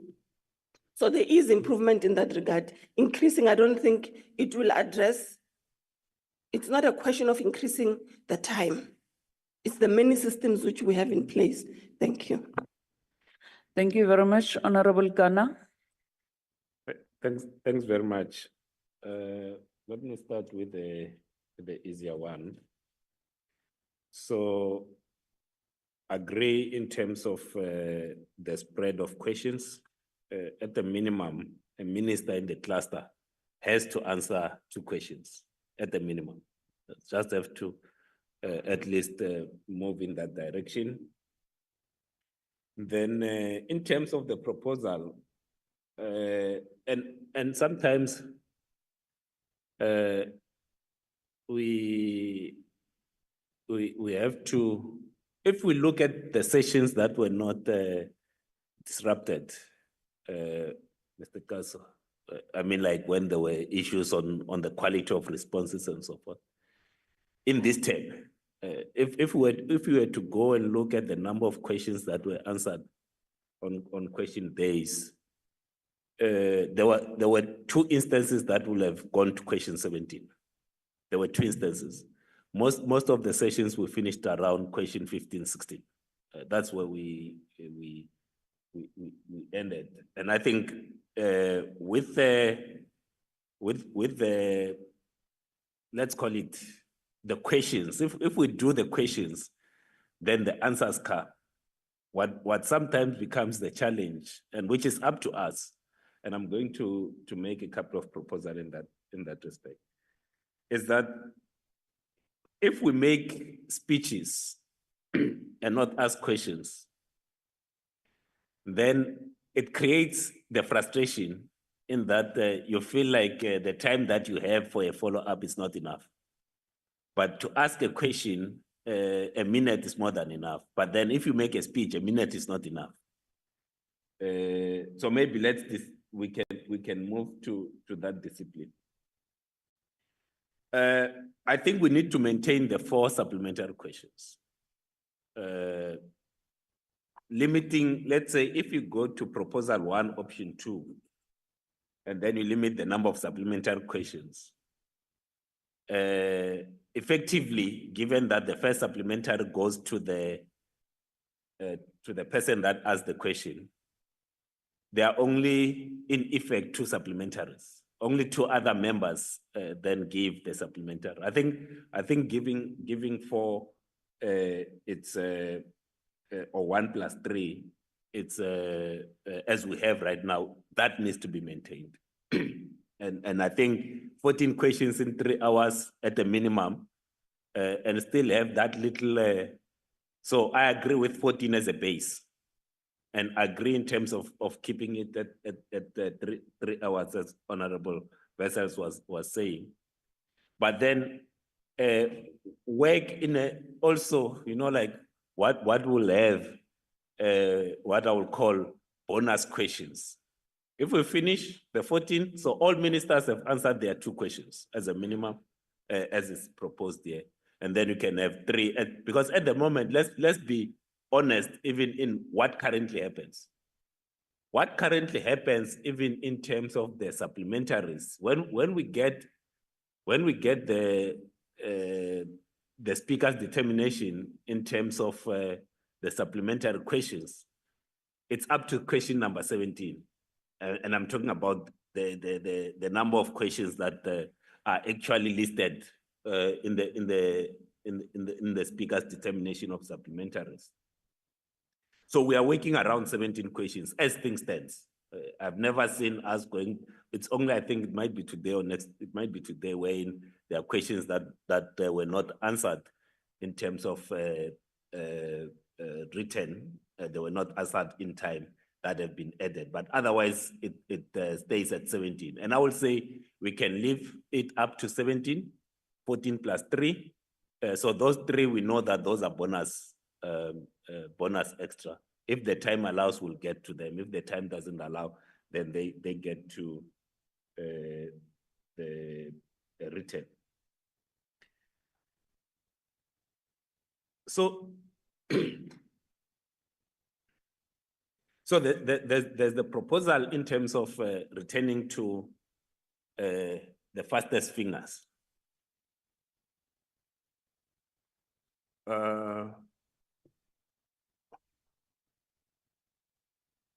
I think the current system works best in that at least it says that almost all parties have an opportunity to participate in the question and answer session as things stand. But the fastest fingers, the discretion, so let's say and we know, I mean, like you others have said that, you find that no, the fastest fingers are that it's 3DA, and then there's ANC, and then there's rights and so forth. Now the speaker sitting there has to make a discretion to say who from the D I'm taking, who from the EFF I'm taking, and so forth. I think time has evolved. The current I will say, for me, the current system works best. And there's nothing wrong, by the way, to the point that the Honorable Vessels raised. So if you go to a question and answer session, let's say you watch whether it's commissions or it's a case in court and so forth. you ask a question, and even in your mind, as you ask the question, you have an idea of which way the answer might go and what will be the follow-up in a case that if this answer is given, then you have multiple follow-ups. That is a normal course. Actually, if say, for instance, we assume, which is not the case. In fact, let me say this. Members of Parliament, if you don't anticipate what the minister is going to say and what you are going to say after, then you're not doing your job. You have to anticipate to say, I think the minister is going to say this. If the minister says this, I'm going to say this. It's a normal course, parties do that. In fact, other parties, even before the question session, they will then get together and say, what is your follow-up to your question? Let's hear if, and what is the angle that you want to take? That should be the normal course. We should not take that as like, because I've prepared my follow-up, it doesn't mean that something it's wrong in that regard. I think we should encourage people to prepare. If you prepare, then you are not. I think Honorable Mani says people are waffling. We must also not waffle when we ask questions. To this proposal, Honorable Gasso, in terms of observing for the whole year and so forth, I don't think we need to do the whole year. It must be session by session. No, I'm talking about this. So you are making here that so for instance, you are saying political parties monitor the replies. So this monitoring must happen every question session. And after the question session, like in the same way that you have a feedback, a kind of a feedback form. So when, like when we go to conferences, people tell us, how was the presenter and how do you then rate? Then the chief whips deals with that. So that becomes a daily monitoring, and that then goes to the leader of government business to say, your minister was asked a question. This question was not, the minister did not do the job. I think we can implement that. And equally, the executive can also tell us, because it must be a two-way, to say, we feel that the questions that were being asked are not correct. So we can do this so that we improve as we go and not wait for the end of the term. And as a last, I do like this idea of interpellations and we need to, like sometimes we wait for a perfect state. We must not wait for a perfect state. We have, there are committees. There are committees of parliament. We can test the idea at that level when the ministers come. To say, let's test these ideas. And then as we test these ideas, then when we come back, as part of the work, I think there was a proposal from Vessels and seconded by Ndlozi, to say, we need to explore this. We don't have to wait for a perfect state for exploration. Let's use the committees. When ministers appear there, let's find, so let's say, for instance, not speaking out of 10 as the last input there. There's a proposal in terms of the committee week that is coming, I think, starting on the 18th or somewhere there, which means now the committee meets for a longer period. It's no longer now confined to a 3-hour period.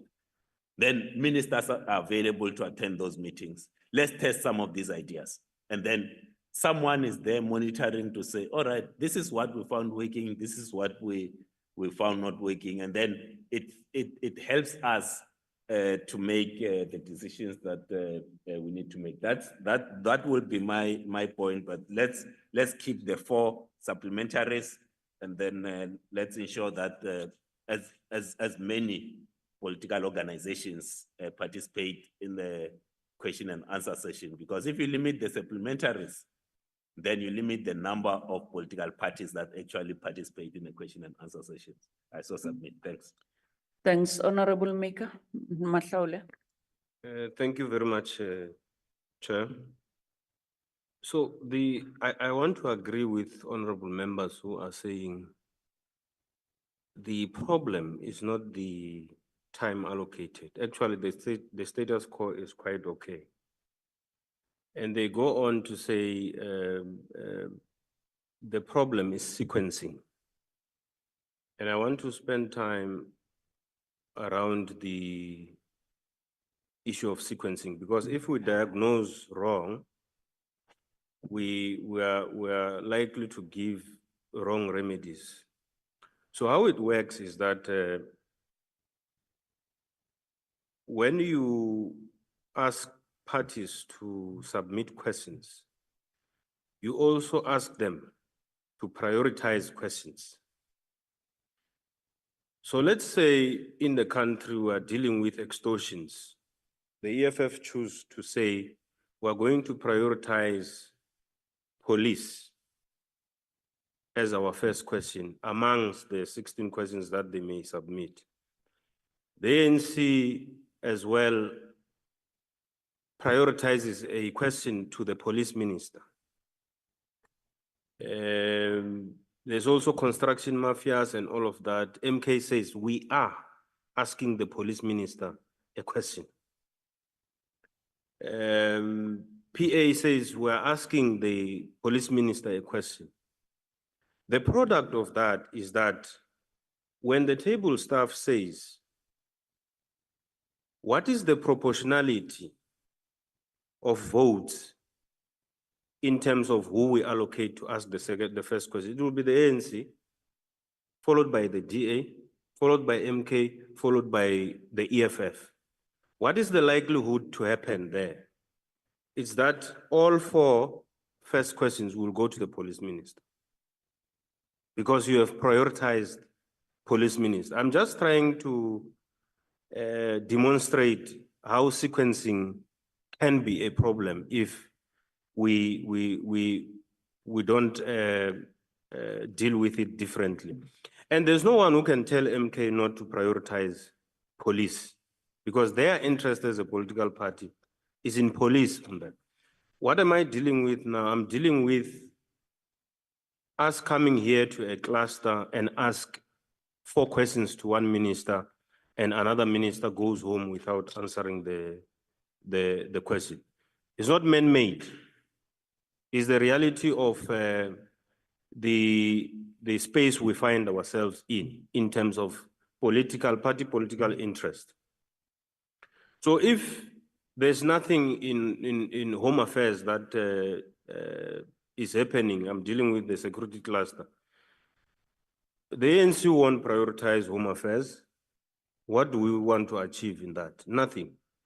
We prioritize where there is a problem at that time. So currency or current affairs does have something to do with how we sequence the questions. And I don't know how we're going to deal with that. It is what it is. And I'm not sure how we are going to get out of that, because every political party has got their interest. The quality of questions that are given, and I want to agree with Honorable Mani for the first time, when he says, you know, when a minister comes and say, this question is not falling under my purview of work, it's very disturbing, because Rule 92 of the Constitution on accountability and responsibilities, 92.2, it says members of cabinet are accountable collectively and individually to Parliament for the exercise of their powers and the performance of their function. And that's why you have what is called cabinet, where all ministers sit And if Honorable Ndlozi is a Minister of Communications, when I'm sitting here, I hear his reports. Why can't I respond to questions? Because I'm part of cabinet, collectively and responsibly and individually. I can respond to that. I don't understand that, and I agree with him. There shouldn't be anyone who comes here and say, this question does not fall under my purview. Just say, I won't be able to answer to the best of my ability because it falls within that minister. But to say, no, it's not for me, and then you leave, we go home, is not acceptable at all. And I want to agree with Honorable Ghana on the evolving of times when it comes to who presses first and vis-a-vis this organized way of asking follow-up questions. I think we are fine where we know, because it even covers the proportionality of how we performed in the electoral fortunes that we just came from. So it's not about how fast the hand can go to a button. It's also about how did you do in the electoral outcomes? Are you allocated to ask that day a question or not? Based on proportionality. If we are going to rely on who has the fastest hand to press the button, thieves have got the fastest hand. It means a thief will always ask questions there every day. So I don't agree with it. I think we have evolved enough to use this system and it's working okay. The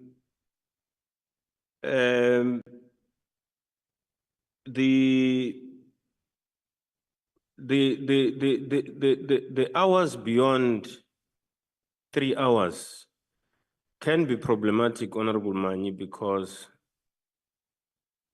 it's a Wednesday. And the assumption that when we live here, we're going home and do nothing is wrong. It's very wrong. Some of us don't wait for one person to tell us what to do. We prepare for caucuses the following day. We make presentations. We challenge our presidents in those caucuses on what they do wrong and what they don't do. So it is an involved Wednesday night in preparation for Thursdays that are caucus days. So to assume that we can do up until 9 in the evening is to assume that after that there's no work that is done. We're preparing for caucuses because that's the nature of organizations we are. We engage, we prepare, and at the end of the day, we produce a collective outcome. Interpolations, I'm not far from what Honorable Ndlozi is proposing. My problem is it was not in the agenda. It was not on the agenda. It was just sneaked in, and it limits the preparation that both the table staff would have made and ourselves to come prepared that we're coming to deal with this issue. So Honorable Vessels proposed that let us be seized with this issue for future references so that we deal with it in the future, not now. With that said, Chair, I agree with the recommendations on the quality of answers and questions to the ministers. Maybe with the amendment that Honorable Ghana made, that let it not be annually. This assessment can be done as and when we can come up with the time frame, not annually. Annually, you know, to come here and give a feedback on the assessment you made in January about the minister who did not answer a question correctly, you come in December, can be problematic. I don't think it will help us to challenge on the spot, Honorable Ndlozi, if we feel that the question has not been answered. There are some questions that are naughty in the House. You ask a minister, are you a thief? Because you heard that they've squandered money, and he says, the matter is in court. You don't want to hear that. You want to hear yes or no. Are you a thief? You know, and it can plunge us into problems if he doesn't want to say yes or no, and he's still insisting that the matter is in court, the matter is under investigation, and all of that. So we can't have a situation where we force people to answer on the spot. Here is the mechanism that will get us to where we want. It may take a bit of a time, but in terms of accountability, we'll end up having ministers giving us proper answers. Thank you very much. Thank you very much, honorable members. I think we stayed longer on this item because it's a concern to all of us. And we are sitting here, we want to get quality responses from our members of the executive. Honorable Ndlozi, I want to step off this, but you may come in. No. That just on the last aspect of quality replies. Yes. There's no reason why we can't have both. There's no reason why we can't have a rule. The same way we have rules about debates,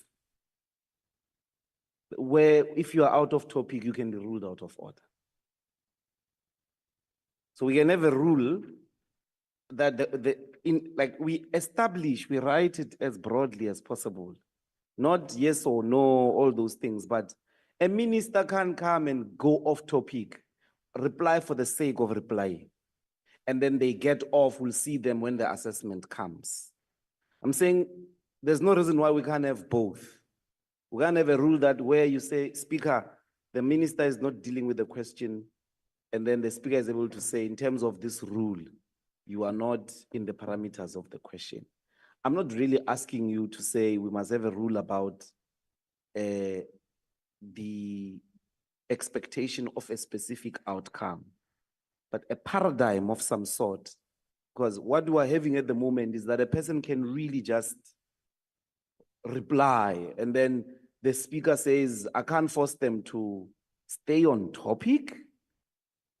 I can't force them to, I think when it comes to questions and answers, that's important because that one is about those things of speeches, the rule about being out of order when we're debating.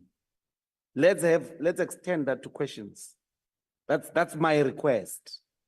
And it will deal, you will see, with the frustration we feel when ministers just waffle for the sake of speaking.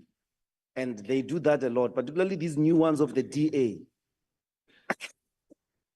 Honorable members. I'm kidding.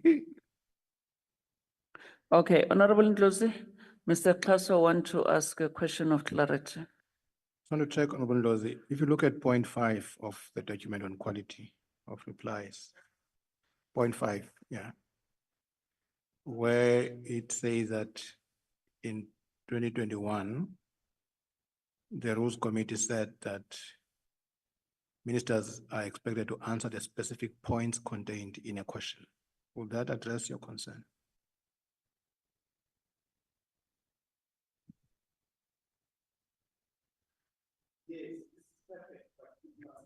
Must be a rule that this is perfect. It has the effect of a rule. It's a guideline. It's a formal guideline of the Then Rules Committee. then I've completely missed this because I thought the proposal starts at 6.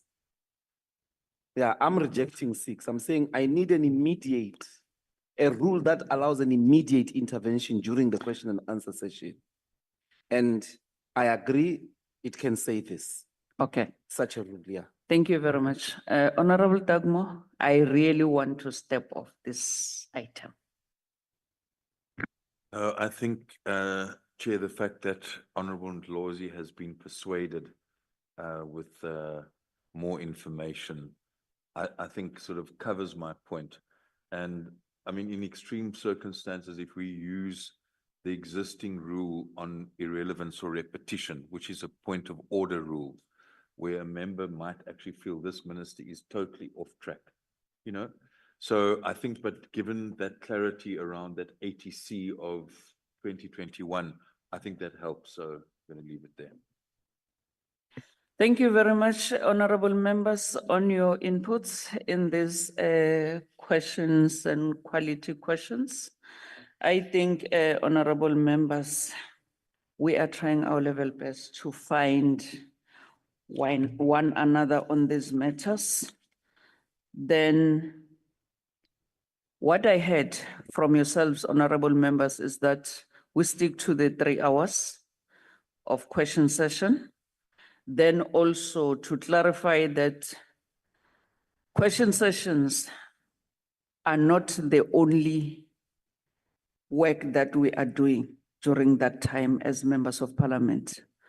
Some of us will start early in the morning to be in meetings. So 6 hours will be way too much. Let's stick to the 3 hours. Question sessions are not the only mechanisms we use to hold the executive to account. Let's fully utilize what is at our disposal. Like your portfolio committee meetings, you do have that, snap debates, member statements, mini plenaries and everything. We can use those. I'm just suggesting.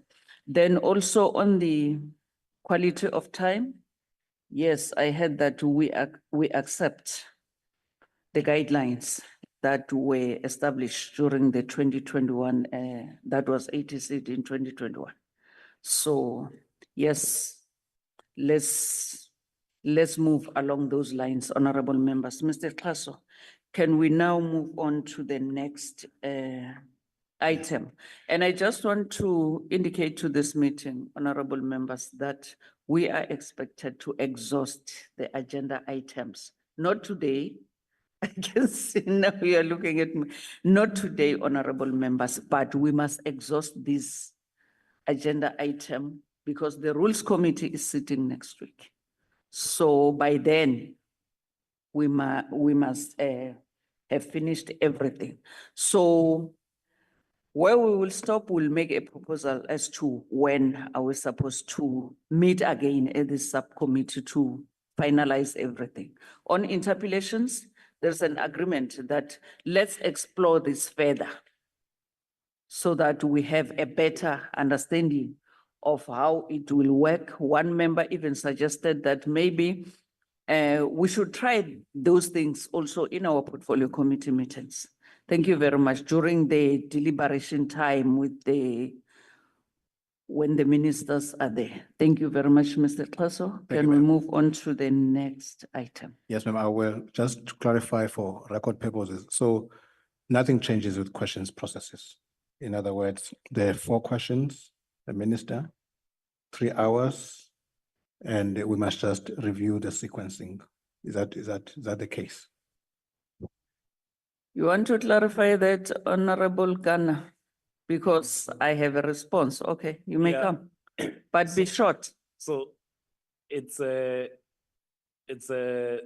not so much the 4, Mr. Kaso, is that at the minimum, it's what is responded, what gets prioritized, that at the minimum, every minister in that cluster must answer at least 2 questions. So it was more in terms of the, let's call it, if you were to look at the options, it will be proposal 1, option 1, kind of a move. No, what's currently happening is 28 questions. What this is proposing is 14 questions. Honorable Ghana, what I had being proposed here is that the questions must be spread, if possible. Spread across the cluster ministers. Every minister will answer a question. Yes. If also, no, not That's every what minister, Mr. Kaso was saying. not every minister. In the Okay. cluster.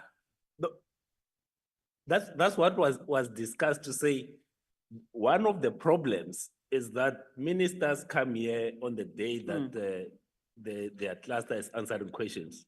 And you find that a minister answers the question session, 3 ministers answer.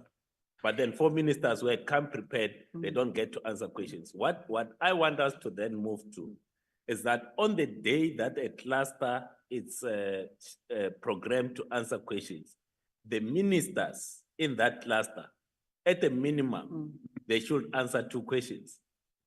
At a minimum, they should answer 2 questions, which helps with the sequencing. So everyone that was speaking here was raising the issue of the sequencing of questions. Actually,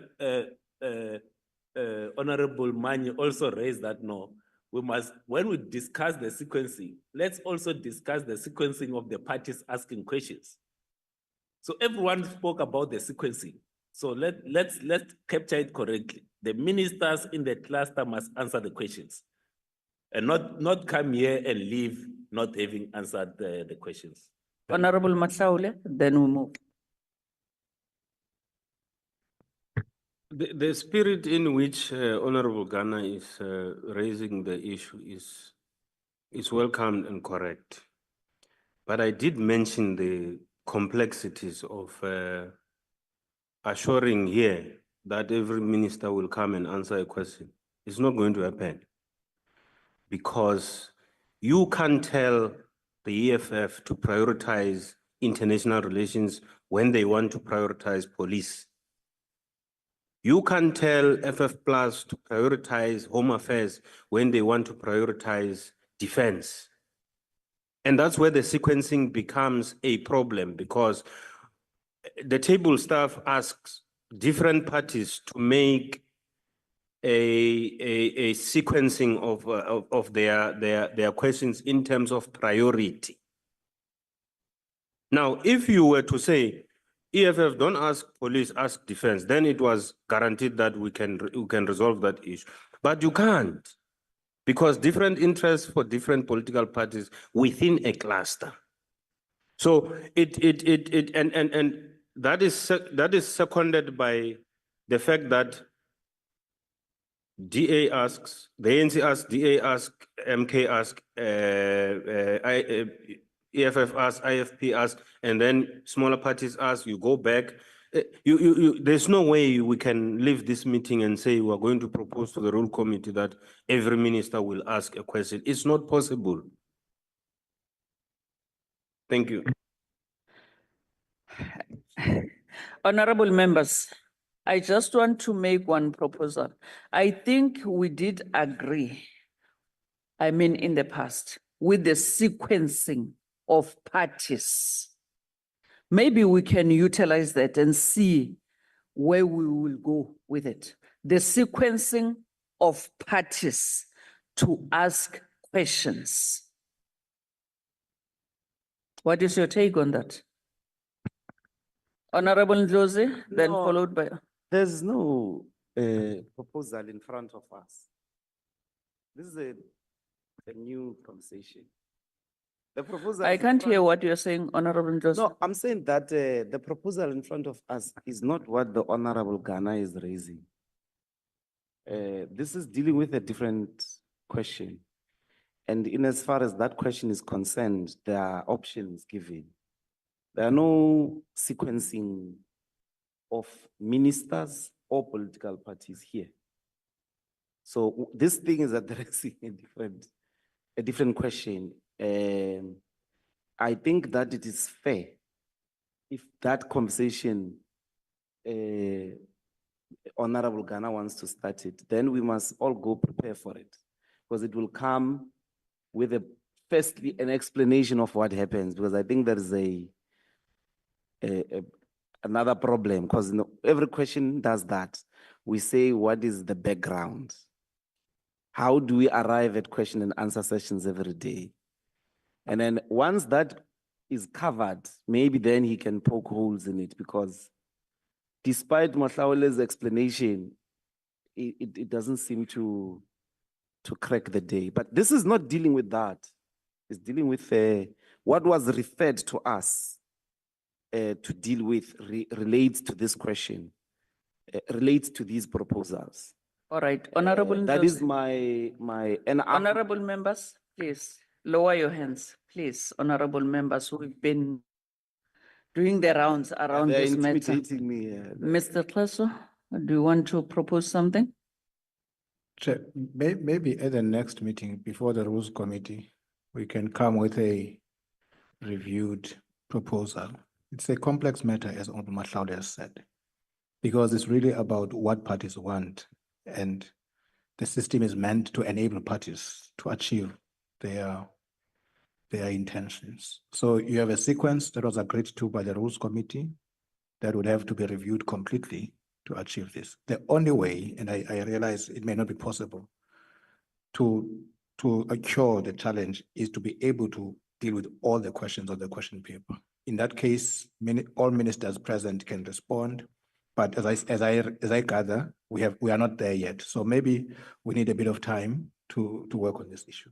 Thanks. Thank you, Mr. Kleso. That is assisting us going forward. Let's step off this. So in our next meeting, whether it will be at night or in the morning or whatever time, then they will have to come with the proposal that will assist us going forward. Thank you very much, Mr. Kleso. Can we move on to the next item? Chair, yes, we would like to deal here with supplementation of membership lists. And I wish to summarize this with your permission, Chair. I don't want to go through the detail of what the Act says. Chair, sorry, point of procedure. Yeah, it's a different way of saying point of order. Yes, Honorable Ndlozi. Yeah, I'm really conscious of the time, ne? And the last matter relates to the immediate questions of BRRRs that are coming. We want to go to the Rules Committee, having resolved that. Whether budget vote 1 is going to be dealt with in monitoring and evaluation or. Honorable Ndlozi, So you my are out of proposal, order, please. it's 2:20. Honorable Ndlozi. Can we go to that matter? Honorable Ndlozi, this is not the last meeting of the rules of the subcommittee on rules. I have already indicated that seeing that we took long on these matters and we are not going to finish everything that is on the agenda, then we will have to find another time so that we can meet and deal with these issues.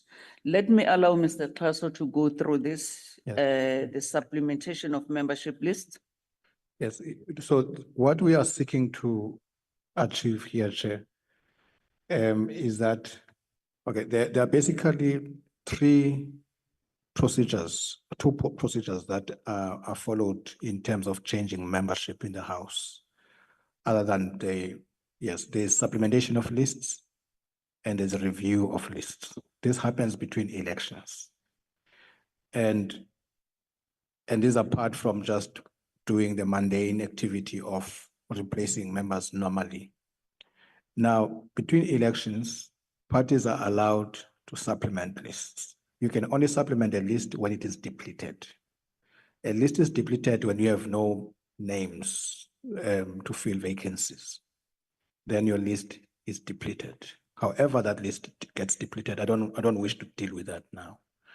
And there's also an opportunity for review of lists. This happens after 12 months, after the election. Then there's a window period of 7 days to review lists. And then there's 12, you can then review list once in that period. But the difficulty with the supplementation of lists is that the persons that you bring in would not have been vetted by the Electoral Commission. I'm going to ask my colleague Tanya to assist here, because I want to get to that point. The computer would not have vetted the members who are coming in. So these are people who would not have been submitted to the Electoral Commission, not vetted, and it happens across all parties. In fact, those whose lists get depleted. So we are proposing three fundamental things there. One, that when parties submit new names, that the names be advertised. for 10 days. The law currently says the what do you call this? The Gazette must be published within 10 days of a submission for supplementation of names. And we are proposing that when a party says, okay, we've got these new names that we are submitting as supplementation to supplement our lists, we're proposing that the names be published on the parliamentary website and in the ATC, and that those members not be sworn in until 10 days has lapsed. That's number one. This allows people with whatever objection, they can submit their objections. Two, we're proposing that the party signatory should indicate that these people comply in terms of the section in the Constitution that deals with membership, that they qualify to be members. Because as it is now, there is no way of checking that the people qualify as members. So the party signatory commits themselves that these people qualify to be members of parliament. And that's really the essence of it. And that in some instances, because what you then get sometimes is that, of course, some members indicate, those who are on the reserve list, to say, I'm not available. They send a letter directly, I'm not available, I'm not available. Sometimes you get a party saying, okay, we're giving you 10 names, 10 letters. These people are not available. They have signed the letters. So we're saying that there must be a guideline that says Parliament could ask for an affidavit to say that these letters indeed come from the people concerned. That, Chair, is the essence of what we're proposing here without going to the documents being circulated, but we're just creating some measure of control to the process. It applies mostly to supplementation of lists, not so much on review, because with review, you basically are moving names around. So those names would have been submitted before the elections to the Electoral Commission, which is different when it comes to supplementation of lists. Thank you, Chair. Let's take the issue of recusal or withdrawal of members.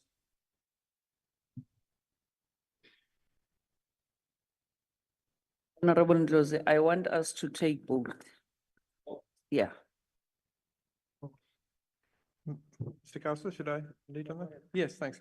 Thank you, Chair. So I'll try to be concise. During the last Parliament, the Portfolio Committee on Justice and Correctional Services, which is now changed to Justice and Constitutional Development, was tasked with nominating a candidate for the Deputy Public Protector. And when it was doing this, at the start of the interviewing process for candidates, one member questioned the participation of another member in the process on the grounds of a conflict of interest. At the time then, legal advice was sought on the matter. And on the basis of that advice, the Portfolio Committee reported that the rules do not provide for a process to compel a member to withdraw or to recuse themselves. And the committee therefore recommended that the rules be developed for this purpose. So that recommendation was adopted by the House on 9 May 2024, just before the break for the elections. So the Secretariat has since developed draft rules, which are in Annexure C of the pack. Well, it's just called Draft Rules for the Recusal and Withdrawal of Members.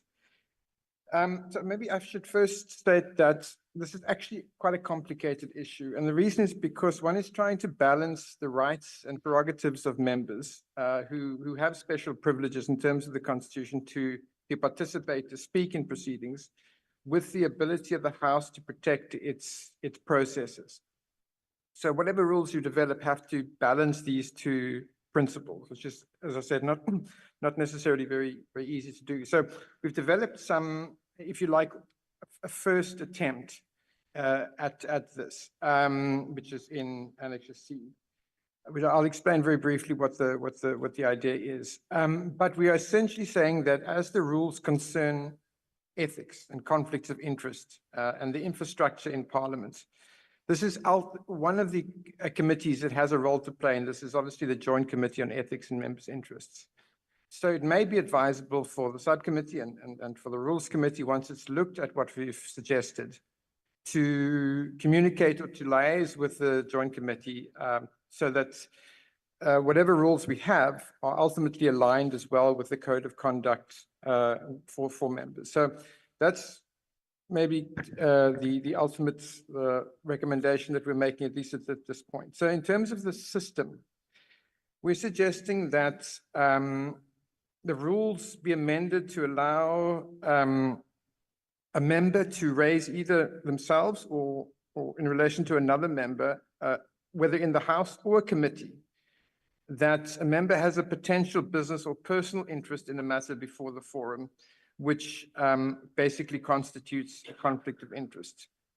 Now, when this is raised, as I said, it could be in the House or it could be in a committee. The Speaker will request the member to recuse himself if the presiding officer, in other words, the Speaker or the chair of a committee, is of the view that yes, there are grounds to such an assertion. Yes, there is a case on the surface, on the face of it, that the member may be conflicted.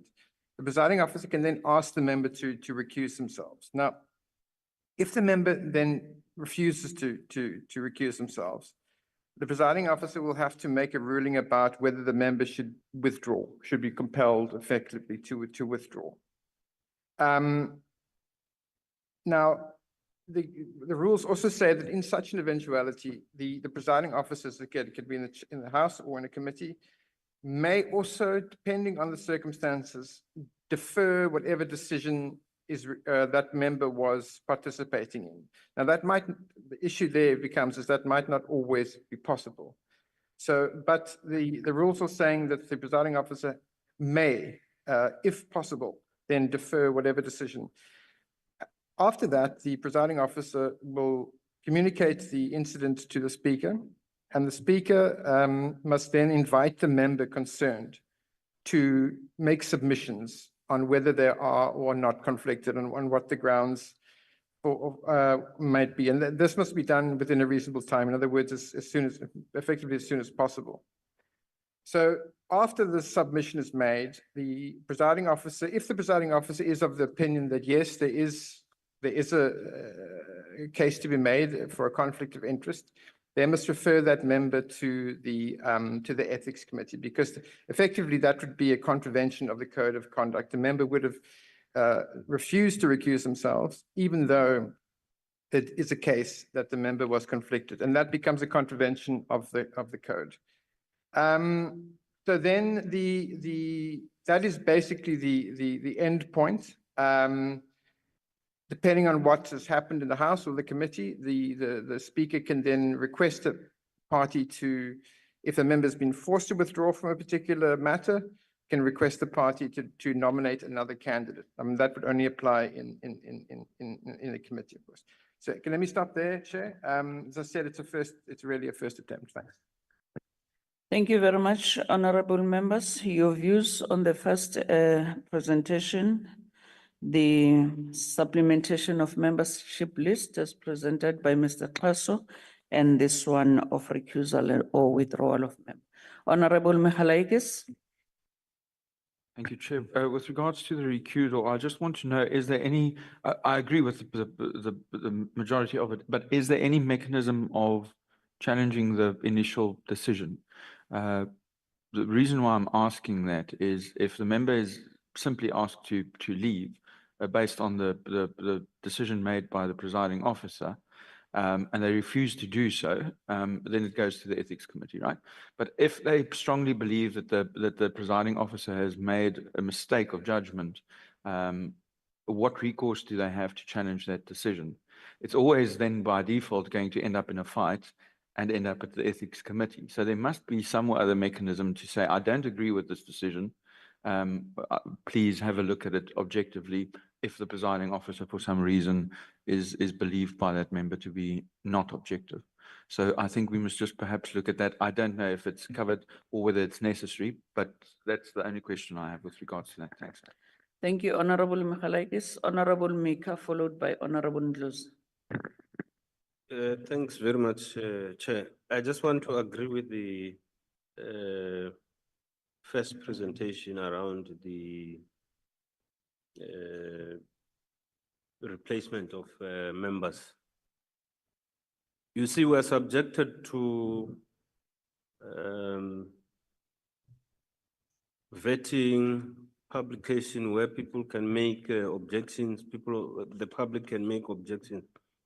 But those which are coming, they just come in without being vetted. And there's no period where the public have an opportunity to object on their names. So I agree with the gap that is being closed by this recommendation. It will also save some families trauma shame. Some of them, they just go, you know, somewhere in Pietermaritzburg to be sworn in, and then when they arrive there, they are no longer members, shame it, because there's not been published somewhere else. They don't know whether they are members or not. And that trauma can really destroy families, let alone members that were buying suits to come and being sworn in there in Pietermaritzburg. Thank you.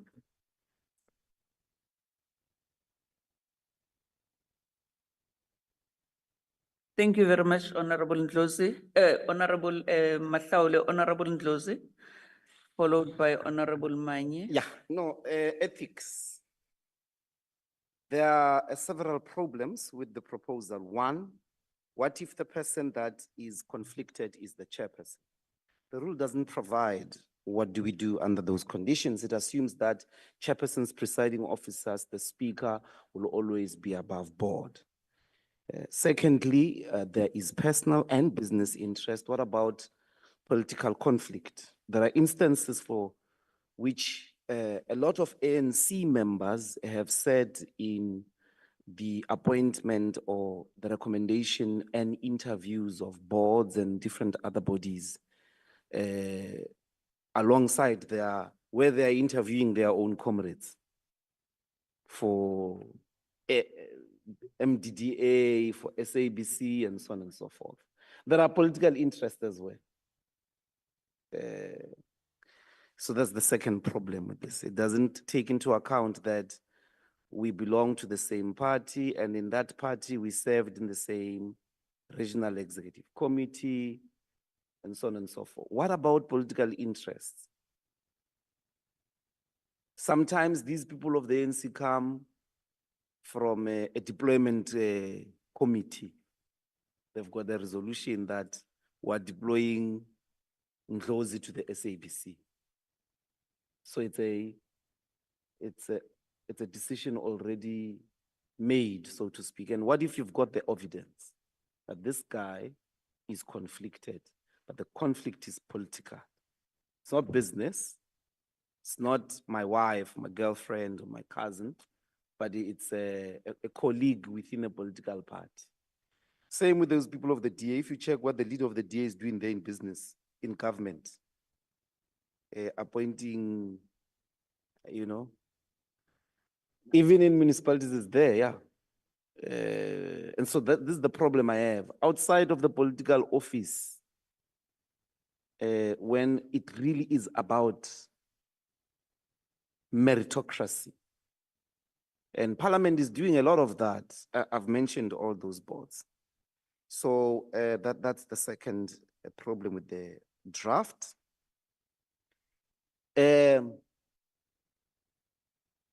But also the scope of recusal.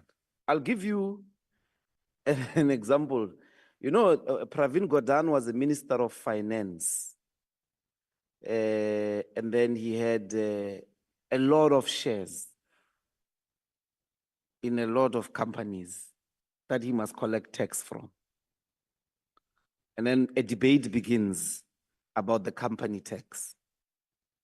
And it was almost always impossible to not think he's conflicted. But he would say purely because he has declared is enough. So I think you're going to have to say under what conditions does the revealed conflict of interest require recusal? And this is particularly important in instances where the said member is the only member of that party in Parliament.